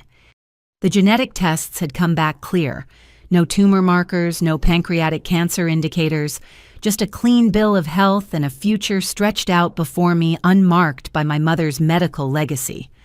Dr. Matthews had been thrilled at my 1-year follow-up showing me scans that revealed perfect healing, no trace of the tumors that had once clouded my vision. "Your recovery is remarkable," he'd said, "though I suspect the physical healing was only part of your transformation." He wasn't wrong. The woman who'd moved to Seattle 6 months ago bore little resemblance to the one who'd texted a family group chat about surgery, hoping for a simple ride home. That woman had been hollow, poured out, defined by what she could give. This woman was full, vibrant, defined by what she chose to keep. The VP position at the tech startup had come through an old college connection who'd seen news of my legal battle. "Anyone who can manage that kind of family dysfunction can certainly handle our board of directors," she'd joked during the interview, but it was more than that. My reputation for turning around failing projects built during years of fixing family crises translated perfectly to the fast-paced startup world. I fixed problems now because I was skilled, not because I was obligated. My phone buzzed with a text from Grace. "Coffee before your flight, I have news. We met at our usual spot, a little cafe near Pike Place Market that had become my Seattle sanctuary. Grace had been visiting monthly, our friendship deepening beyond its office origins. Today she was practically glowing. "I got the promotion," she announced before I even sat down. "Senior director, and it's partially thanks to you." Me. Watching you stand up to your family, set boundaries, choose yourself. It inspired me. I finally stopped accepting lateral moves and demanded what I deserved. Turns out, they deserved it too. We toasted with overpriced lattes, and I felt the now familiar warmth of chosen family celebrating each other's victories. No jealousy, no scorekeeping, no hidden resentment. Just joy, shared and multiplied. "So still planning the big return?" Grace asked. "Just for the weekend. Patricia's retiring and the Sunday patients are throwing her a party. I couldn't miss it." The flight to Chicago that afternoon was smooth, giving me time to reflect on the year's journey. The settlement payments had come through on schedule. No contact needed, just automatic transfers that funded my new life. Mom had died 8 months ago. I'd learned through Eleanor Hartley's son, who'd sent a kind note mentioning he'd seen the obituary. I'd felt nothing. Not satisfaction, not grief, not relief. Just the neutral acknowledgement of a biological fact. Ashley and Tyler had honored the no-contact order, though I occasionally heard updates through the legal grapevine. Ashley was working retail, her husband having divorced her during the financial chaos. Tyler had moved to Florida, supposedly in recovery, supposedly rebuilding. I wished them well in the abstract way you might wish strangers well. No more, no less. Chicago welcomed me with familiar skyline and unfamiliar peace. My hotel was downtown close to Northwestern Memorial, where this journey had begun. That evening, I visited Ward 7B, arms full of flowers for the patients who'd become friends. "Our flower girl, Mrs. Chen," exclaimed, though she was in her 80s, and I hardly qualified as a girl anymore. "Patricia said you were coming. How's Seattle?" I spent hours catching up, distributing flowers, reading to new patients who looked lost and alone. It felt like coming full circle, except now I gave from abundance rather than emptiness. I had boundaries now. Visiting hours, I stuck to energy. I preserved a hotel room waiting rather than family demands. Patricia's retirement party was the next evening, held in the hospital's community room. She cried when she saw me, enveloping me in a hug that smelled of antiseptic and compassion. "I think about you all the time," she said. My success story. The woman who survived brain surgery and family betrayal and came out stronger. "I had help," I reminded her. "A nurse who wouldn't let me wake up alone. That mattered more than you know." The room was full of people whose lives Patricia had touched. Patients, colleagues, families she'd comforted through the worst days of their lives. As she gave her retirement speech, she mentioned the importance of chosen family, of finding your people in unexpected places. "We don't get to pick our blood," she said, looking directly at me, "but we do get to pick who we claim, who we show up for, who we let matter." After the party, I found myself walking past my old apartment building. Another family lived there now, their windows glowing with warm light. I felt no pull to the past, no nostalgia for the life I'd lived within those walls. That woman, eternally giving, forever depleting, was as removed as the tumors that had threatened her sight. A text arrived as I stood there, an unknown number that made my chest tighten until I read the content. "Ms. Morrison, this is William Hartley. I'm hosting a memorial tea for my mother tomorrow at 2 p.m. She would have loved knowing you're in town. You'd be most welcome if you're able to attend. Eleanor." Even now, she was creating connections, building bridges between people who understood that family was about choice, not chance. I texted back my acceptance, then returned to my hotel to rest before my evening flight to Via Tree, my planned detour before heading back to Seattle. The memorial tea was held at the Hartley estate, a gracious home full of legal books and Eleanor's garden photos. William greeted me warmly, introducing me to cousins and colleagues who'd all heard about Eleanor's flower girl. We shared stories of her fierce spirit, her late-life transformation, her insistence that kindness mattered more than blood. "She talked about you constantly those last weeks," William said as we stood by her portrait. "Said you showed her what she'd missed by focusing on family obligation over human connection. You helped us reconcile in a way. Helped her see I was worth knowing as a person, not just a disappointing son." "She helped me too," I said. "Helped me see I was worth more than what I could provide. Worth keeping, not just giving away." As the tea wound down, William handed me a small package. "She left this for you. Instructions were to give it when you seem truly free. I believe that time is now." Inside was Eleanor's nursing pin, the original one, not the replica Patricia had given me, and a note. "Dear Flower Girl, if you're reading this, it means you've done what I couldn't do until my 90s. Chosen yourself, worn your worth like armor, found family in unexpected places. This pin belonged to my grandmother, a nurse who understood that healing isn't just physical. It's emotional, spiritual, relational. You heal people not by depleting yourself, but by showing them wholeness is possible. Be whole, dear one. Be free. Be the woman who brings flowers because she wants to, not because she must. That's the difference between love and obligation. One fills you up, the other empties you out. All my love, Eleanor." I flew to Via Tree. That evening, Eleanor's pin close to my heart. The humid air was a shock after Seattle's crispness, but there was something soothing about being somewhere entirely my own, unpolluted by family history or obligation. The next morning, I visited Hung King Temple, climbing the stone steps as incense wafted through ancient trees.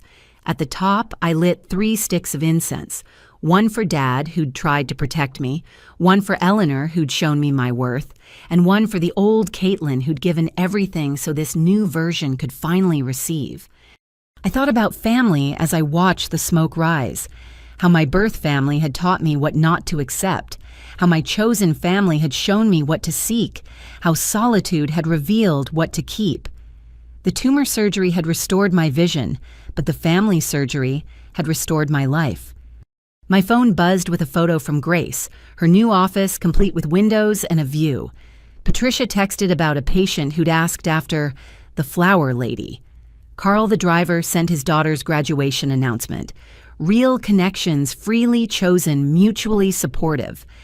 As I descended the temple steps, a notification appeared from my Seattle life. The startup was opening a Tokyo office. Would I consider leading it? New challenges, new cities, new possibilities, all available because I'd finally stopped pouring myself into broken vessels. Yes. I whispered not to the job offer yet, but to life itself, to choices made from abundance rather than obligation, to family formed by selection rather than genetics, to the woman I'd become by cutting away everything that no longer belonged. That evening, back in my hotel, I video called my Sunday patients. Mrs. Chen showed me her new watercolor paintings. Mr. Rodriguez played his guitar. Patricia popped in to wave hello. My chosen family scattered but connected, held together by genuine care rather than guilty bonds. I thought about Mom, gone now beyond my forgiveness or condemnation. About Ashley and Tyler building new lives without the bank of Caitlin to cushion their falls. I wished them well, these strangers who shared my DNA. Wished them the growth that comes from consequences, the strength that comes from struggle, the clarity that comes from cutting away what poisons you. But I didn't miss them, didn't mourn the family we'd never been. That grief had been processed and released, scattered like incense smoke into the sky. What remained was gratitude for the lessons they'd taught through their failures, for the strength I'd found in their absence, for the family I'd discovered by losing the one I'd been born to. Tomorrow I'd fly back to Seattle, consider the Tokyo offer, send flowers to Patricia, visit new patients on Sunday, live a life bounded by choice rather than compulsion, filled with people who matched my giving, rich with connections that nourished rather than drained. The tumors were gone, all of them. The physical ones Dr. Matthews had removed, the emotional ones I'd excised through legal documents and no-contact orders. What remained was clear vision, clean boundaries, chosen family. What remained was me, whole and free, exactly as Dad had wished, exactly as Eleanor had seen, exactly as I'd always been beneath the layers of obligation. My phone lit up with the family group chat notification, except this one was different. Seattle Chosen Family. Grace had named it. 7 members and growing people who showed up without being begged, who gave without keeping score, who loved without conditions. Movie night when you're back, someone suggested. Caitlin's picking, Grace insisted. She introduced us to that weird art film last time that made us all cry. I smiled, typing back, deal, but someone else brings tissues. The responses came quick. Laughing emojis, hearts, offers to bring snacks and wine and themselves. My family, my real family, the one I'd found by losing the one that had been slowly killing me. To those struggling with family who take without giving, who drain without filling, who expect endless sacrifice while offering nothing in return, there's another way. It requires tremendous courage, maybe even brain surgery levels of pain, but on the other side is freedom. The freedom to choose your family. The freedom to say no. The freedom to keep something for yourself. The freedom to be. Are you in a family situation where you're always giving but never receiving? Have you ever had to choose between your well-being and family obligations? I'd love to hear your story in the comments below. If this story resonated with you, please like and subscribe to hear more stories about finding strength, setting boundaries, and choosing yourself. Share this with someone who might need to hear that family isn't always about blood. Sometimes it's about who shows up when you're recovering from surgery, who brings flowers to your celebration, who sees your worth beyond what you can provide. Thank you for joining me on this journey. Remember, you deserve a family who pours into you as much as you pour into them. You deserve to be loved for who you are, not what you give. You deserve to choose yourself. Until next time, be free.